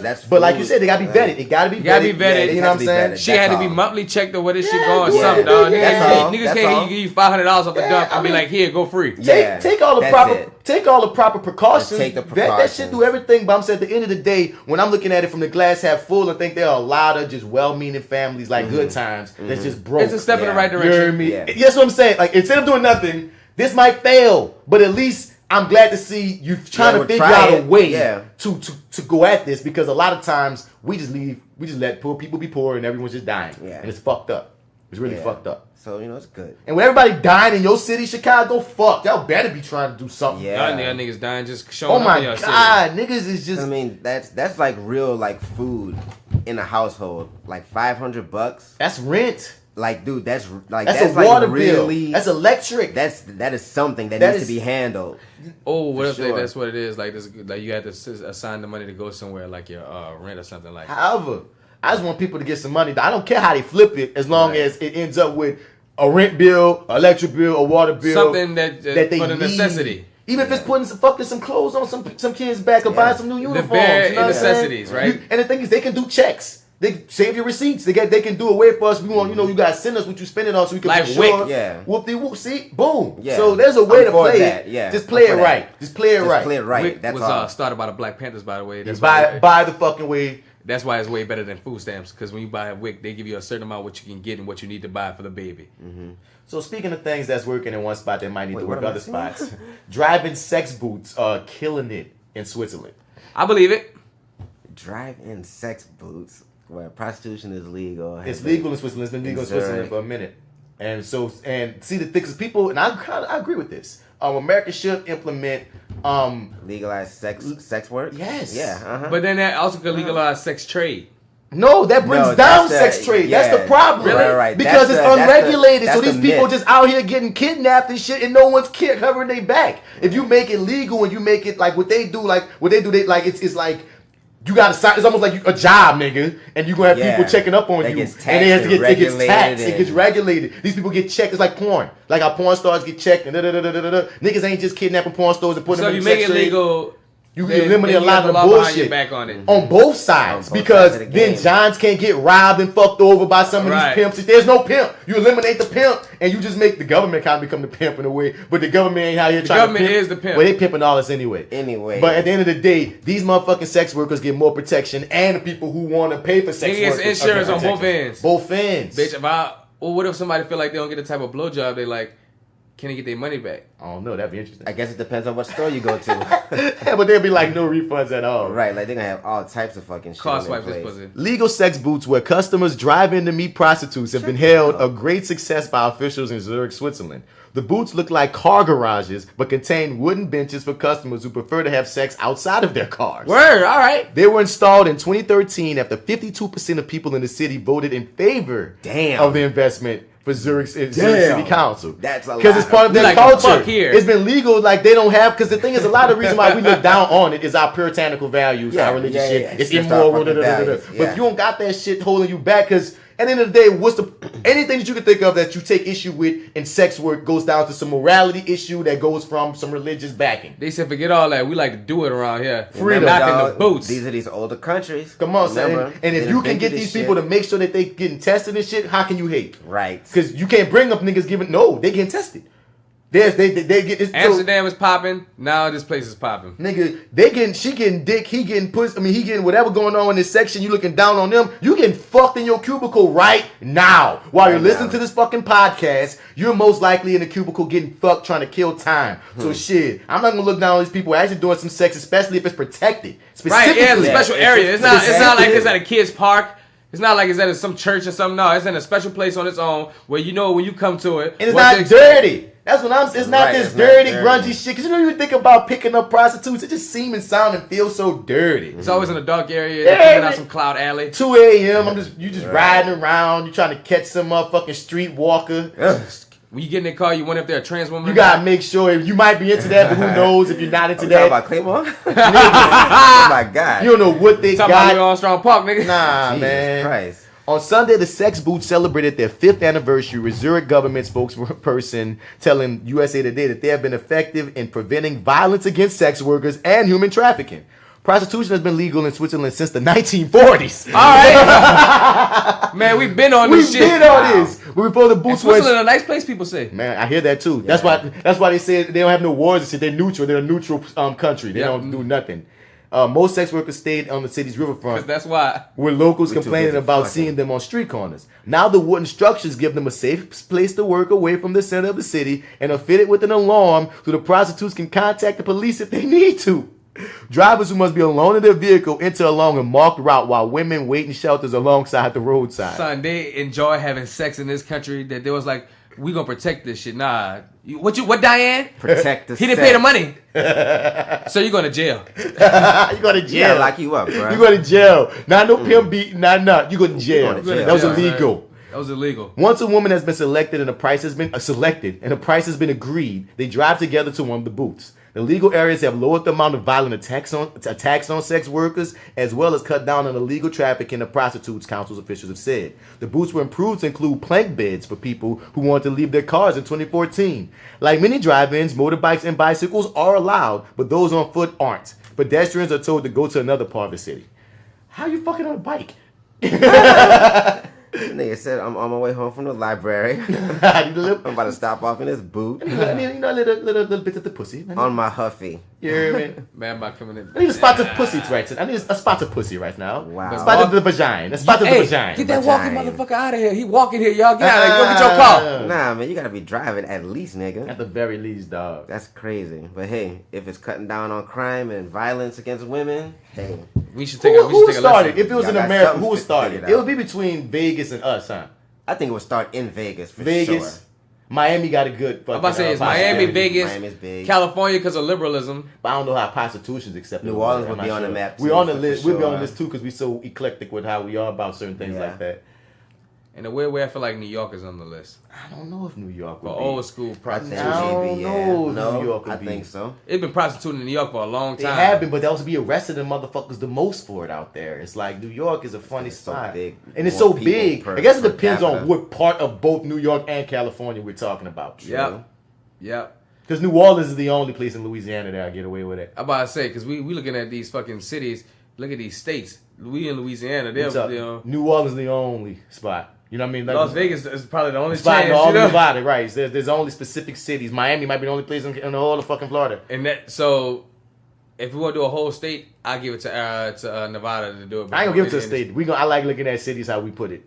You hear me? There are your cities right there. And So- New York City. Specifically. They say Papa John's going out of business, man. They ain't going out of business, but they are losing 250 stores. If they can't raise their I forgot you like pizza. But yeah, if they can't raise their fucking their They money. Fuck, they ain't getting no. Let me tell you right now. No sales. So fuck Papa John's though. I'm saying that besides the racism, I never liked their pizza, man. I don't really like that pizza either. It's But trash. I started buying Papa John's recently, and this is why. Because it's cheap. Because ain't nobody there. I think you said this on the podcast before. You said that on the podcast before. You did tell us I that. tell us that, dog. Yeah. I went there the other day, son, and I walked in. I ordered my pizza, and I walked in. I said, "What's up, bro?" I just want to ask you this: how much business y'all get here? And boy said, "Around here, we don't get no business except for that guy over there." And it was a white guy that was sitting there eating pizza. I was like, "Word!" And he said, "If you look around, his face not on the box no more. Papa John's face is not." Oh, yeah, he got taken off. They kicked him out his own company. He mad, trying to sue his own company for the shit. Whoa. Nigga, you gotta stop He saying really about nigga. to lose his business now. Stupid ass. Stop saying nigga. I will say nigga as much as I want. I will not give my business away in my sauce and my recipe for my Italian. Fuck your whack ass pizza. Dog, Papa John's pizza is too sweet. It just, I never liked it, I don't dog. mind eating some right now. I ain't gonna lie. I like it, man, because this is the system actually working, son. Like, he's not being punished by, like, the courts or Nigga the just not government buying or his nothing. pizza. Like, the fucking market itself is punishing you. And your own boy kicked you off. Like, yo. Even if they didn't, it's over, son. It's all over.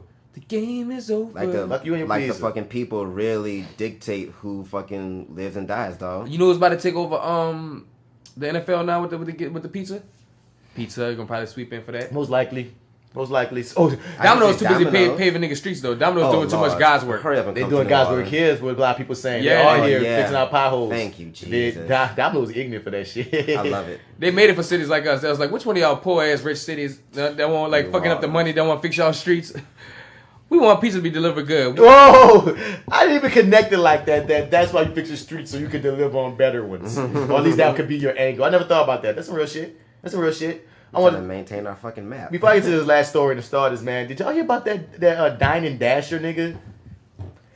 It was like, I don't know. Is that a thing? Like, But, you know, like, I mean, this I know nigga it's would a go thing, out but- on dates and leave the thing on the woman. What? Yeah. He would do a cereal. They finally caught him. They caught him? They finally caught him. And he doing, I forget if he's paying like a $13,000 fine. 13 damn! How many restaurants? It's like a year? And going to jail. And he gotta go to jail. Or it's something they about to hit him with because they hit him with some technical I don't fines. think you should go to jail. I don't, it's not like long time either. It wasn't like years, but 30 days? I don't remember what it was. I think don't it's feel no like time. Googling it right now. If you're listening right now, it's a real story. Go check it out. This nigga was standing, like, would be going out on dates, setting up dates, having the whole date, and then go use the bathroom and never fucking come back. Hey son, I don't think that man should even do time for that. I don't think he should do time for it either. It can but be he should definitely argued. get a It can be hefty argued. Why did you think the payment had to be? Right, that's what I was like, hold on. Hold on. I gotta go to work. So you can't pay this. So now I'm a diner and dasher because you don't want to pay. Oh, that's what it is. I was supposed to pay this. You didn't discuss it though, dog. Oh, If she didn't discuss it either, then he was gonna pay either, you dig? This is an equal opportunity. So how am I dine and dash work two ways. That means we both gotta dash. My nigga That's said- someone stays there and pay. My nigga Joe said, man, no, man, I ain't give my consent. I ain't give my consent to pay this bill. I didn't say shit. And on top of that, I gotta go to jail because you don't want to pay because you got mad because I left. I didn't like the date. Technically, he didn't pay his meal. He didn't pay his meal. So what, he was gonna split the bill? I don't know. That's where you got your gray area of there was no discussions that he could flip. Either way, whatever. go down. I still don't think she go to jail. But son. everybody knows that it is, at the very least, if you're not the man paying for both of your meals, at the very least you're gonna pay for yours. I know, and I understand that, but that's not, if they a lawyer probably could play with what you're saying right now. Extreme 2018 or equalism. Equalism. There we have it, folks. Go ahead with your equalism. Come on, bro. It's all about that equalism. It's all about that equalism. We ain't having that shit, dog. No, at least I'm gonna pay for my meal. Nah. How about you pay for the meal? All of us. That happened to my homeboy just yesterday. He went to chill with a girl, and he already paid for the meal. He chilled with her the day before. So at this point, he already had a meal, and he didn't even eat. But she automatically ordered buku shit, got some drinks, and then when the bill came, nigga didn't even make a budget. Want to see what's gonna happen. Girl go in the house, go searching the purse, and she's like, "Can you get it for me? Can you get it for me? Can you get it for me?" Equalism. Ladies. Oh. Joseph is available. He's single. He's here for you. Now listen, I'm a different type. I'm a different type of nigga though. I ain't going down unless I can pay for both of us. You dig? Man.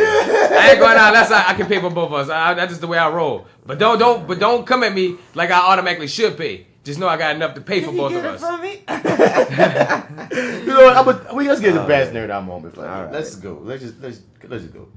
Joe ain't gonna get the pussy for a while. A while. This equalism shit. Equalism. What? Hashtag equalism. Damn, that's fucked up, bruh. Pussy and food and me paying for it gotta go hand in hand. Hey, look here. I think me and D can both say this. You have a point. It might not be the best point, but you have some sand in your box. No, huh? Nigga said I'm about to win the fucking battle. I don't know if you're gonna win anything. I don't know if you're gonna win anything. The fucking sand is chunky. But there's some sand in your box. But there's some sand in there. It's not no hill. I'm about to die. I'm paying for my woman. I always pay the bills. What's up? At least the restaurant. So now I got sand in my box, and because of that, she gonna have sand in her box. Whoa, but zing! Bats nerd out. Bats nerd out moment. Bats nerd out.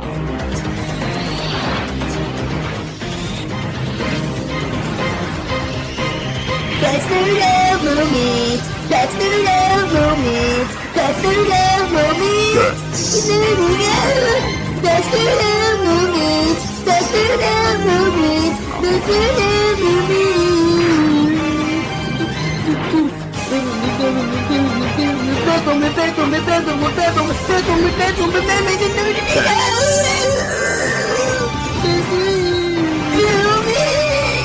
So first up on Bats Nerd Out moment.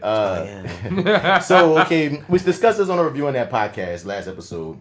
And you know, all the talk came out about how Henry Cavill may be stepping down as Superman, Ben Affleck is stepping down as Batman, and they got all this hype of Michael B. Jordan is one of the people on Warner Brothers short list to be Superman, which would effectively make him the first black Superman in film. And I'm not interested at all. I'm not interested either. I'm sorry. I'm sorry, Mike. I love you, dog, but it's not your role. I don't want you to be Superman. It's not your role. Nope.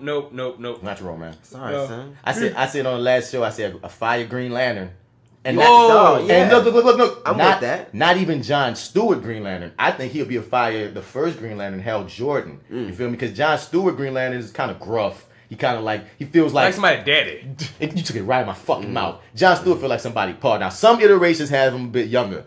But the main one we know, he's somebody daddy. Yeah, he's somebody daddy. Now you can flip it and make him younger because I'm a hypocrite because I think the nigga from Moonlight looks I think he'll be a fire John Stewart, but he also has a younger vibe about him. But I think Hal Jordan is the Green Lantern. If the people heard the review on that episode, it's a rehash. He's the fearless one that likes to be more fun. He's the young one. He's the young pilot one, right? He's not the younger one, but he's a pilot one. Yeah, he's the first one. Like he's the energy one. Like he's the high energy. He's the first one. And I'm saying Michael B.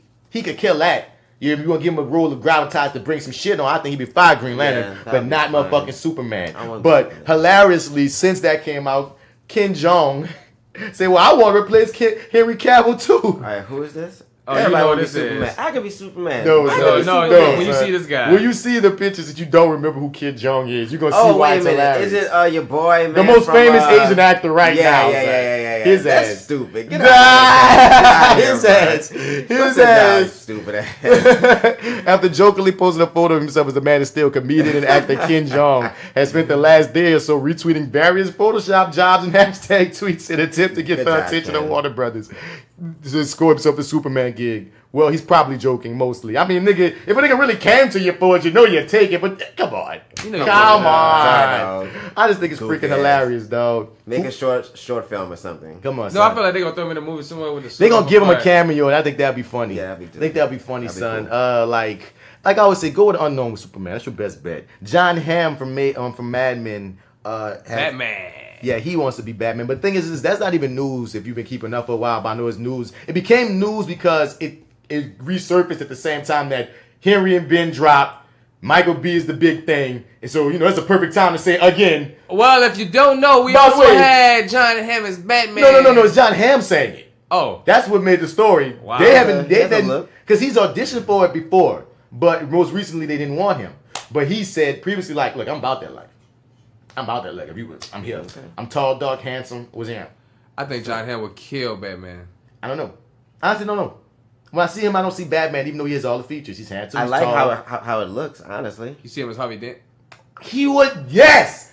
He would be a raw Two-Face. That is what I would want. He would be a raw Two-Face. Boom, ding for Joe. That's what he feels like to me. A fire that looks intense already. Already, son. That works better for me, though. I don't know who's gonna be the next who, but not who they've said so far. I'm not with any of these motherfuckers. But speaking of weird castings, Denzel and Scarface is being talked about. Not interested in that. Like if they're going with a, are they going with a Cuban story? What story are they going with? Are they going with a hood nigga story? What's going on? Now here go the truth of the matter. What I realize is this: the story of Scarface is basically a poor motherfucker rising to the top and then going down tragically. Yeah, but it's a poor Cuban motherfucker in the 80s. No. 1932 Scarface is the original. Oh yeah. That was about a gangster, and that's what the one in the 80s was fucking based off of. It was a remake of that, and the first one wasn't about a Cuban nigga. It was just about a poor white nigga. You feel me? And they likened a lot of it to Al Capone and shit. But it was about a poor white nigga rising. But then they wanted to freshen it up in the 80s, and they made it, an immigrant, a Cuban nigga coming and rising. So if I look at it, was a remake in and of itself, and it's really just about that. They can do it with a black dude. My thing is, Denzel's already did Training Day and American Gangster. What new to that archetype could he bring to it? Plus, another nigga rising from the bottom to the top. Being gangster? Nah. I've seen gangster Denzel a few times now. I'm not that excited. The thing about Scarface is that even though at the time he wasn't new on the scene, I think that's good. Got to give it to more newer actor. I like it to a younger person. Leo was talked about. He's like, Leo ain't young, but he ain't as old as Denzel yet. And he doesn't have that fatherly feel like that. Like Denzel, dog, you're a great actor, dog, but you in God status now. You in James Earl it's not that he wants it. The director, Antoine Fuqua, is directing it. I'm just saying, on Training Day. So that's why he been wanting it. Denzel been laughingly turning it down. Like, I'm good, brother, he in God status. He in James Earl Jones status now. I mean, he can do the only way I would want it is if it's, I don't want to call it a sequel, but the POV is Scarface has already risen. So this movie is specifically about how the downfall. He falls. Yeah, I would take that. And I would love to watch that. We can have some flashbacks of another actor playing him when he was younger, and we have some flashbacks of his rise while he is a simultaneous story of the older Scarface having a fall while he also reminisces on the younger days. Kind of like Godfather 2. I never saw it. You know, I haven't seen none of Godfathers. Damn, I forgot you never seen it. But if that's what happened, then that'd be cool. It's like a flip. And if somebody of Denzel's status, he could get away with that, to me. You feel me? Yeah, I can see that. They had a Scarface before this Denzel shit popped up again, because Antoine Fuqua said this a couple of years ago as well. Before he became director, because he's officially attached to be whoever the director of the Scarface. But it's gonna be Vinny. The previous director. Entourage. Shut the fuck up. But a previous director had a Mexican story of a Mexican immigrant rising in America in like now. Or El early Chapo. 2000s, some shit like that. I love it. So that was what everybody thought Scarface was going to wind up being. But when Antoine Fuqua took it over and keep on nudging some Denzel shit, that make you feel like even if you don't get Denzel, you might go black. It feels like you're going black. His name, that man, look at his name. That man said, "What? I got this now. We're going to tell a black nigga rising out of this." And if y'all get a Hispanic director, then y'all can have that. But you already got one with Scarface, the Cuban one. Just tell a good story, because technically, just tell a good Al story. Pacino ain't Cuban, so he shouldn't have done that shit. Well, but he killed it. No, because the thing is, his character was half white, half Cuban. Nigga, he's not. Al Pacino shouldn't play Cuban, nigga, but he killed it. It's like technically he shouldn't have done it, but he killed it. It's kind of fucked up. Really. Did he kill it? He killed that. He killed his that accent role. sounds very weird. He killed the role. Like the spirit of the character, but you all right. His accent wasn't the best. Like everybody. I mean, when you look back at Scarface, it got shitted on in his time. And when you look back at it, it wasn't a perfect movie. It's a cult classic. It's a cult classic, and it's fun. Like that's the way I look at it. Because there's if you want to dissect it, you could tear it up if you really want. Really to. bad, dog. And one problem is it's too fucking long. Just starting there. You hear me? I feel like to this day, for me, Goodfellas rises above them all, but I still got to see the Godfather trilogy. The Godfather, it's just, I've seen a lot of mafia movies, and something about Goodfellas is just so... Goodfellas is really good, and it's really to the point. But the Godfather, 1 and 2 in particular, really makes you feel like you have a first seat in the real mafia life. One thing that they say is, one particularly, you feel like you have a disconnect to a point because they only show the polished side of the game. That's the reason why I did like Goodfellas, because they show you them niggas as regular niggas, like just trying to keep it going. But it's also 2 different time periods, right? Yeah. So, I feel like Godfather showing not only 2 different the classic time, periods, time of the mafia. 2 different eras of mafia living. Like in Goodfellas, they weren't in New York. You know what I'm saying? They weren't in New York? I don't remember. Nah, I think they was in another place. In New York. I think they're in New Jersey.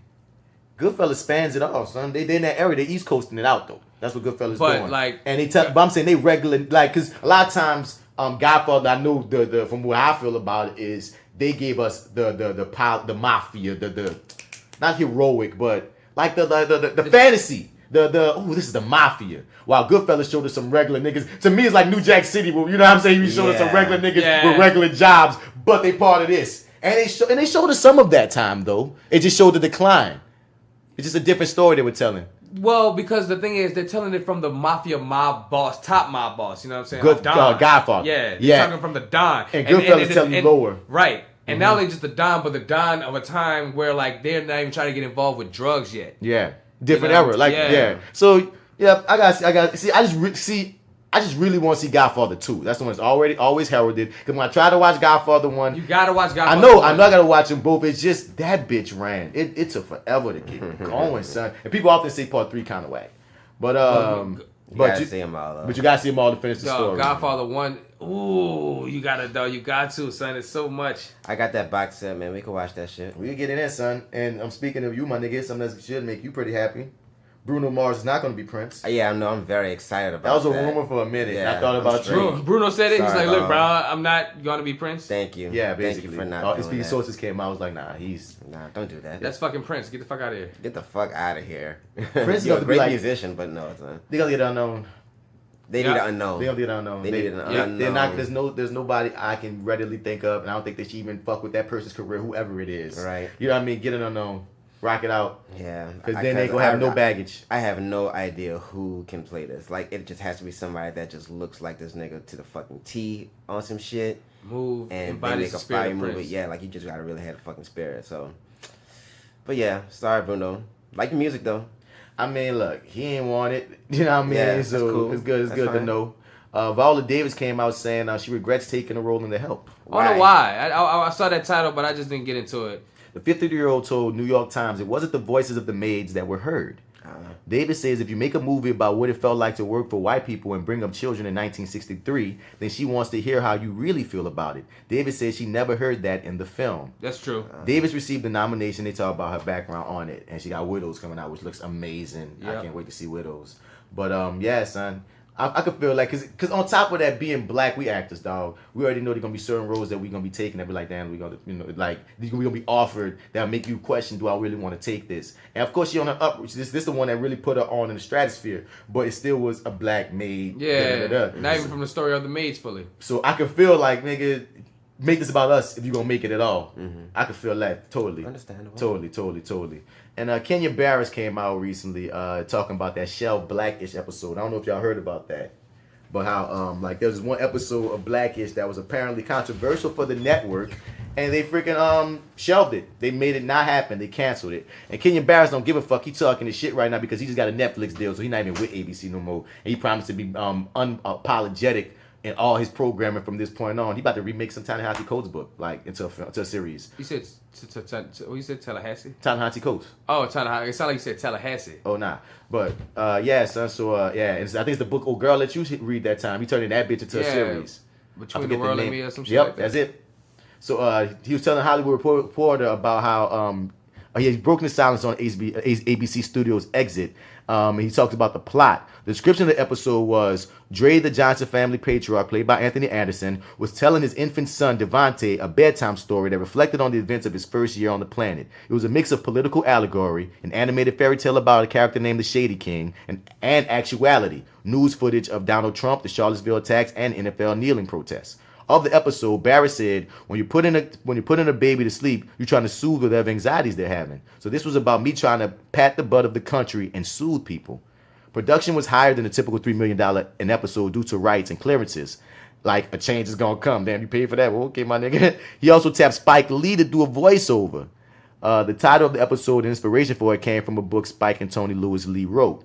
The episode also shifted focus from a typical Blackish structure. Rather than focus on the entire Johnson clan, as Blackish typically does, the episode centered primarily on Dre and his interpretation of real-world events presented to his son as a form of catharsis. The script for that episode has vanished off the face of the earth. Damn. A rep says that script has been wiped from the planet, and they state even key cast members can't get their hands on the completed episodes.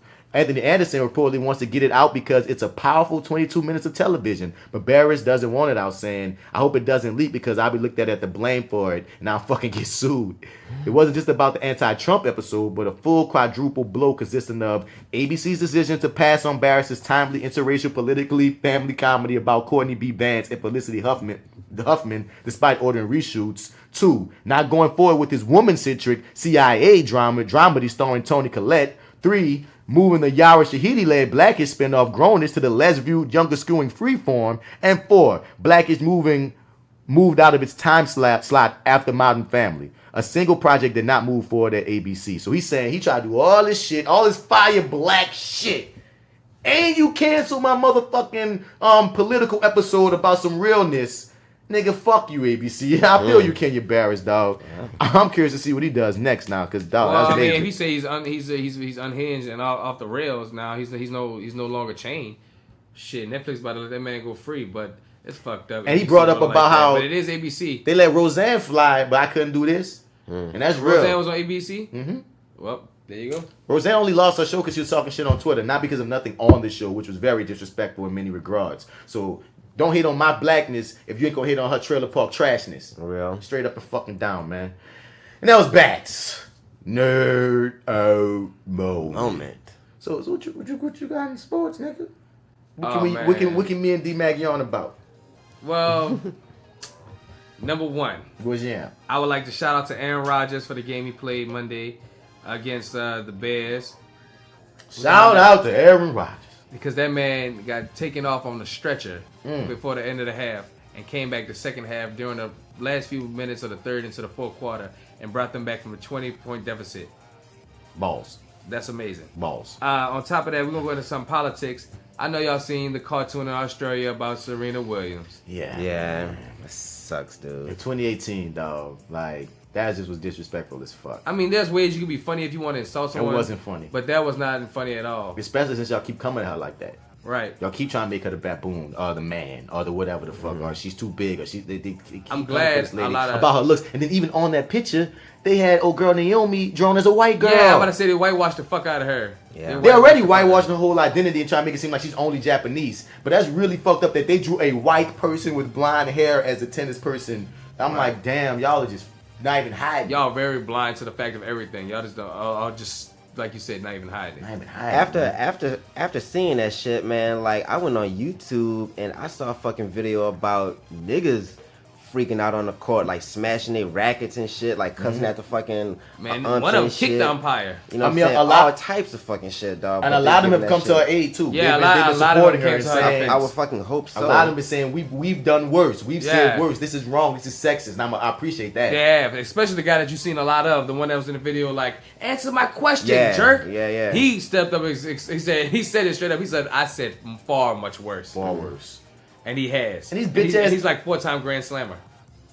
And these bitch ass umpires talking about trying to boycott her fucking matches, dog. Boycott her matches. I'm like, y'all like, that is so on the fucking nose with it, dog. Like, y'all just letting y'all shit hang now. Like, it's unbelievable. Right, they really letting it hang, dog. We're gonna boycott all the times and things in tennis. Out of all the shit that y'all done seen, y'all want to boycott Serena? Y'all act like tennis is golf.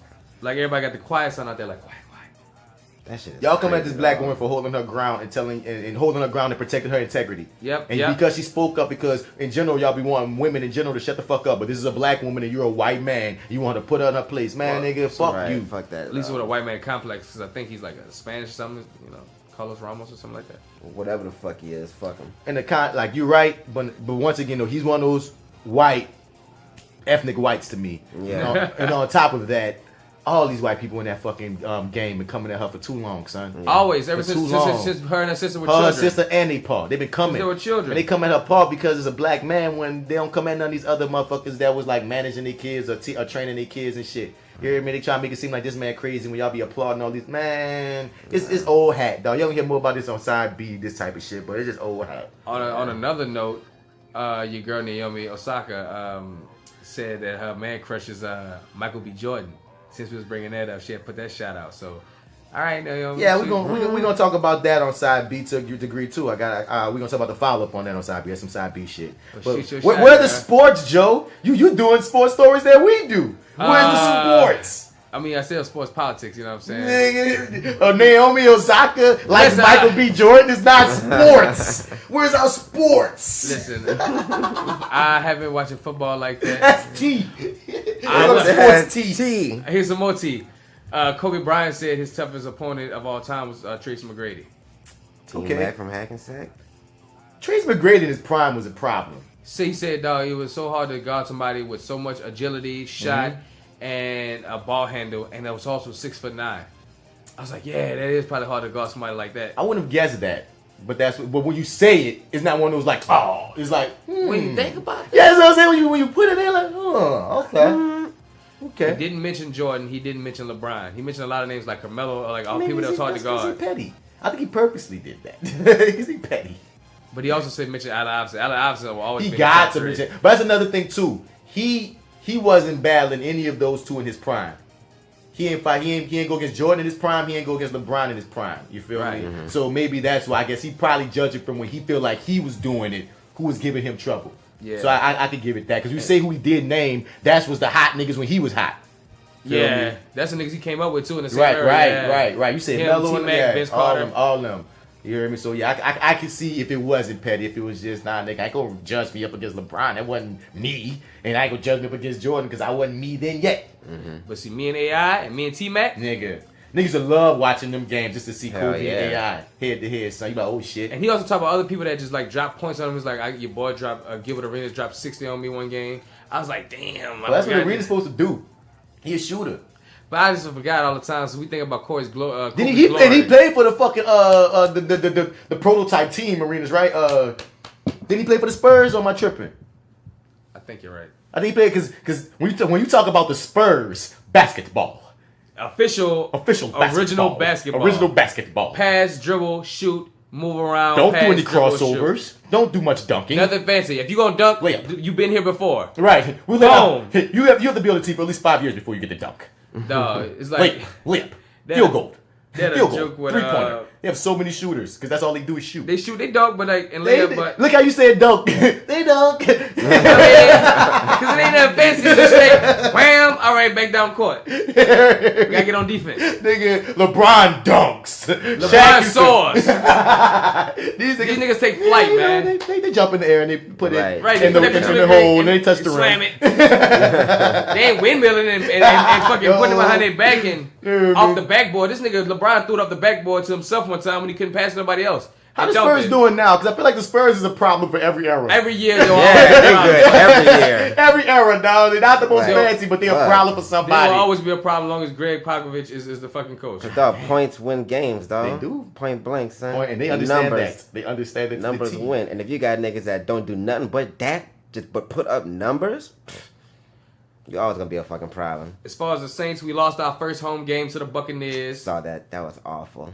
But that's when Rodney walked up in here with the fucking Buccaneers. Blood Gang Buccaneers. So on the same day, Rodney came in here rocking a hat and the jersey. Talking about he almost got jumped. I was about to say, boy, enough to get beat up. He was in a dome.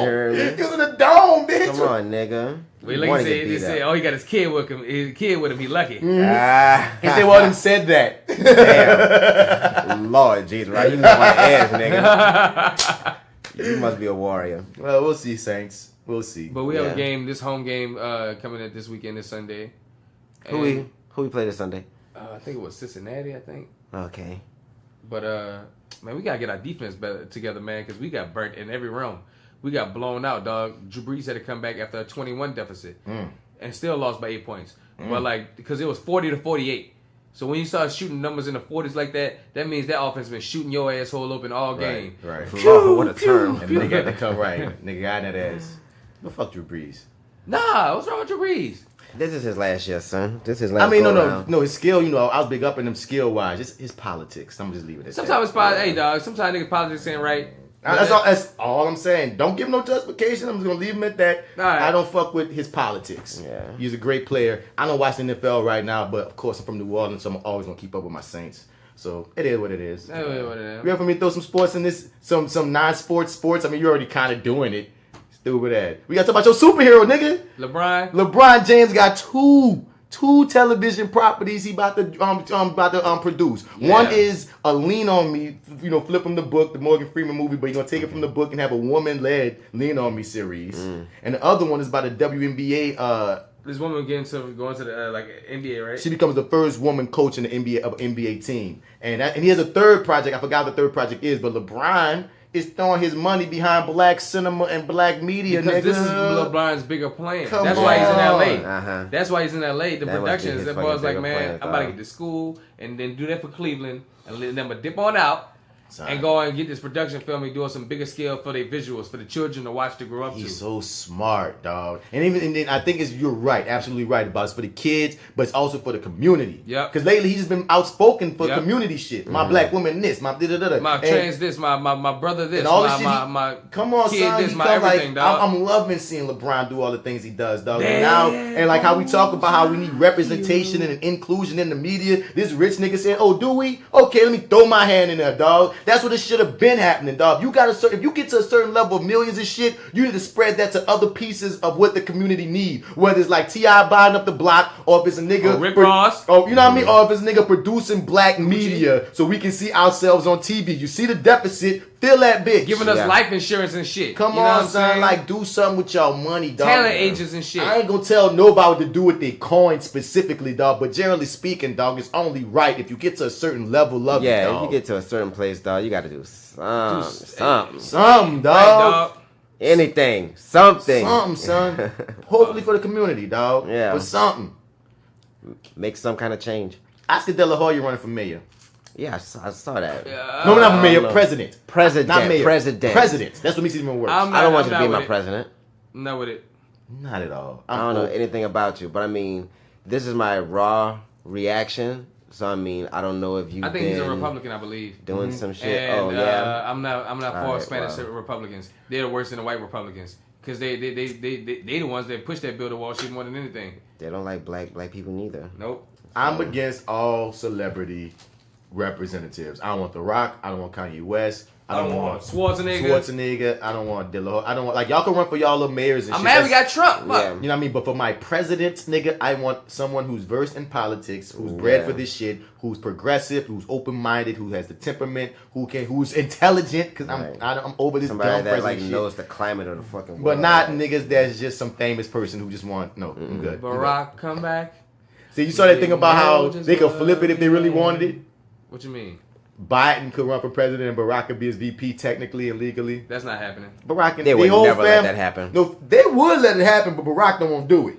I wouldn't. Biden wouldn't want to do it either. I wouldn't. Biden been talking that shit that he's tempted he might. So Biden might. Biden, okay. Well, Biden might run. Barack, he might run. Fuck no. But I don't think Barack. Michelle specifically said they don't want to put their family through that light shit again. Ever again, son. Right. Y'all did it. We're done with the death threats. We still get a lot more, but we don't get as much as we used to. Right. I mean, once you put the kind of time they put in, dog, y'all have every right to chill, lay back. Y'all lay back. Live. First black family in the presidency, dog. That's a lot on your shoulders, dog. And y'all exemplary. Like, both of y'all got degrees from goddamn freaking Harvard and Yale. Right. Y'all looking good, like, man. y'all are just, like, Michelle has like 2. Like, y'all are ridiculous doctorates and shit. Like, y'all not only were the first blacks, y'all came with it. Y'all set the standard. A standard that even for presidents, period, of any color, any race. Period. Because y'all's already, like, as a couple, ladies. y'all a super couple. Families. Y'all a super couple that most couples in the presidency can't match in history. Donald Trump came behind and fucked that all up. Fuck it up. All up. But, you know, I just fulfill and hope, and that's what my faith goes into. When we replace him with somebody awesome. Yeah. If it took Barack to get us Trump, it should take Trump to get us something even better than Barack. Yeah. God. God's coming. God. And as we get out of here, son, what's your question, son? You said you had one. All right, so check this out. This is a very black question for everybody right here. Choose between Tevin Campbell's Can We Talk or Jodeci's Can I Talk to You? They sound so similar too. Can we talk? I like them, dog. Oh, 1 minute. Can I talk to you? That one. It's that one. I really need you. Can I talk to you? Oh shit. Okay, let's see. That one touched my soul different. Yeah. Even though none of us knew the words right, and they gonna get. We know the melody. They gonna rip us hard, dog. Lawrence is, you know. No, everybody black. Listen. I think I'm gonna go with the Jodeci, even though like when we first said it, I think I was gonna lean on Tevin, but then I mean, I do lean on Tevin, but Jodeci had way more impact. We just talking about that song. Yeah. But I think saying which one do you personally like better? Which one you choose? Which one you going with? You going with Can I Talk to You or Can We Talk? Dog, like I like them both for different reasons. Like they are both different, dog. They are both very different tracks, dog. The choice is driven. That's the point. That's the reason why it's a why. Like, dog, they are two different songs. You dog. gotta choose. And I'm not gonna lie. I'm going with Jodeci. But that song, I think most people will go with that. You know what I'm saying? a lot of people I talked to was going with Tevin. I really Campbell love the does Tevin have Campbell his, joint, his son. charms though.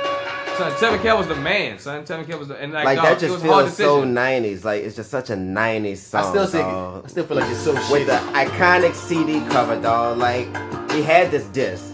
You know what I'm saying? So it's like I feel like it's so shitty that they kicked this man out the game because he was gay. Yeah, that sucks. Blackball for the dumbest reasons. Like I love this song. Son. Dog, it's so beautiful. It sounds so good, right? Oh, I might go with Tevin. Like I felt it, dog. Like I was a kid in school too. Ooh. Ooh.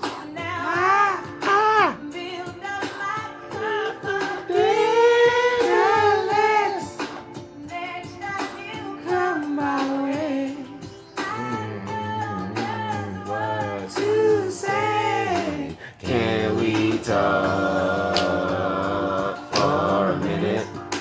I want to know your name.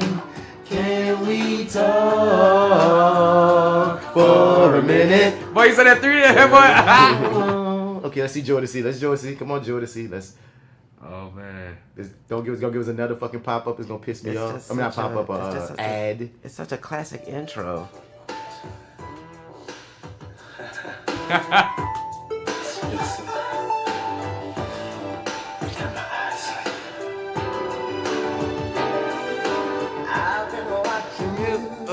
Like they're damn near the same.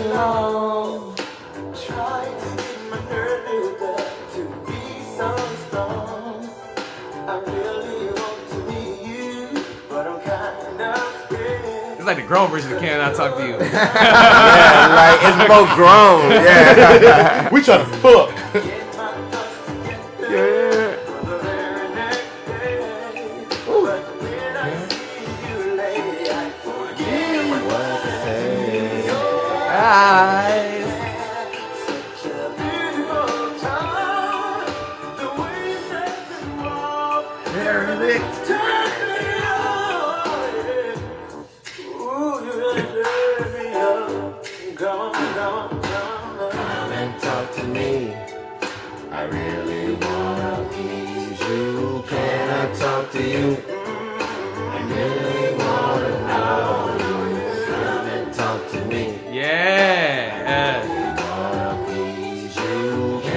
Talk to you. Ooh, yeah. I'm going Tevin. Tevin Campbell. I'm going wins, Tevin. dog. I'm going with Jodeci. I'm going Tevin. Still going with Jodeci. I think Tevin Campbell won. I really like this song, the Jodeci joint, but the Tevin one just feels like more classic, even though they're both classic. I don't know, you know what it is? I don't know other way to put Tevin it. seems It's more beautiful. I don't know other way to put it. It's Tevin seems more Stevie Wonder-ish, like we relate Beyond the to Realms it of more. Blackness. Can I Talk to You seems like 90s bump and grind. I don't know, dog. To me, it just seemed like Can I Talk to You seemed like the older version of the Talk? Jodeci one really feels like a product of its time. Even though they both are. They both 90s Yeah, as fuck. hard. But I feel like Tevin Campbell one gonna have, like we say, who gonna stand the test of time between the two? Tevin Campbell's gonna surpass the test of time. Yeah. Because it's a different feel, like with even the musicality of it, like the beat, like the construction of it. Like when it came on, it just make your body get warm, like oh yeah. Okay, Mr. Campbell, I see you, son. So y'all going with Tevin? I'm going with Tevin. I'm gonna renege. I'm gonna go back and win on Tevin. I'm slowly going to Tevin, but I'm still holding on to Jodeci. Hold on to Jodeci, dog. Because they are great. It was a good battle. It was a worthy battle. Y'all email us and let us know what y'all think. You know what I'm saying? FLYWITHBATS@gmail.com. Of course, we always want you to be part of the conversation. What y'all going with, man? Y'all going with that Joe to see, come and talk to me, or you going with that Tevin Campbell, can I talk to you? He even said it's so funny, he's so similar. So we about to get up out here, man. It's that actor guy. You can find me on, that's me, Martin Bats Bradford, by the way. You can find me on all your social media platforms at Mr. Bats. As always, spell it missed out or you ain't gonna find me. Check out our movies at Gumbo Monster 504 on YouTube. Hit us up, as I said earlier, at theflywithbats@gmail.com. And we really need you to like, share, comment, and subscribe. Get some more people to come check us out and such. And if you go on iTunes, hit that 5-star. Leave us a little comment. We'll read it on air, and it really helps out the podcast a great deal. Shouts out to all our new listeners. Oh shit, I found out who we got. I was looking at my statistics recently, and like we got a bump in listenership, which is cool. But wasn't Sweden. We have a listenership in some random spot like Saudi Arabia. Wow. Right, random. Maybe that's somebody in the military or something. Maybe. I didn't think about that. Okay, cool. Well, shouts out to y'all. If it is somebody in Saudi Arabia, thank you. Hope we know what the fuck we be talking about. Keep it hey, in America, look at they probably spying on us to see what's going on in America. I ain't gonna say that. I ain't gonna jump to that, what's going on in America. We appreciate anybody's listening. They hate Trump too. And anybody that tells one of their people, put one of their people on us, man. It's all love. Yes.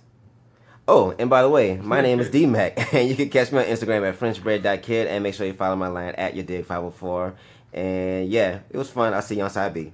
Passe wine, it's your boy AlphaJo, fresh out of the gumbo, still deep in the roux. And if you're out in the streets and you're looking for me, you can find your boy on Instagram at AlphaJo504, J-O without the E, and Facebook, Joseph AlphaMan Pines. For 61 side A, we out this bitch, and I'll be on the podcast tomorrow with 50420. 50420, and Joe about to talk that smoke, that them. Yeah. Hope they got some good shit for you to smoke now.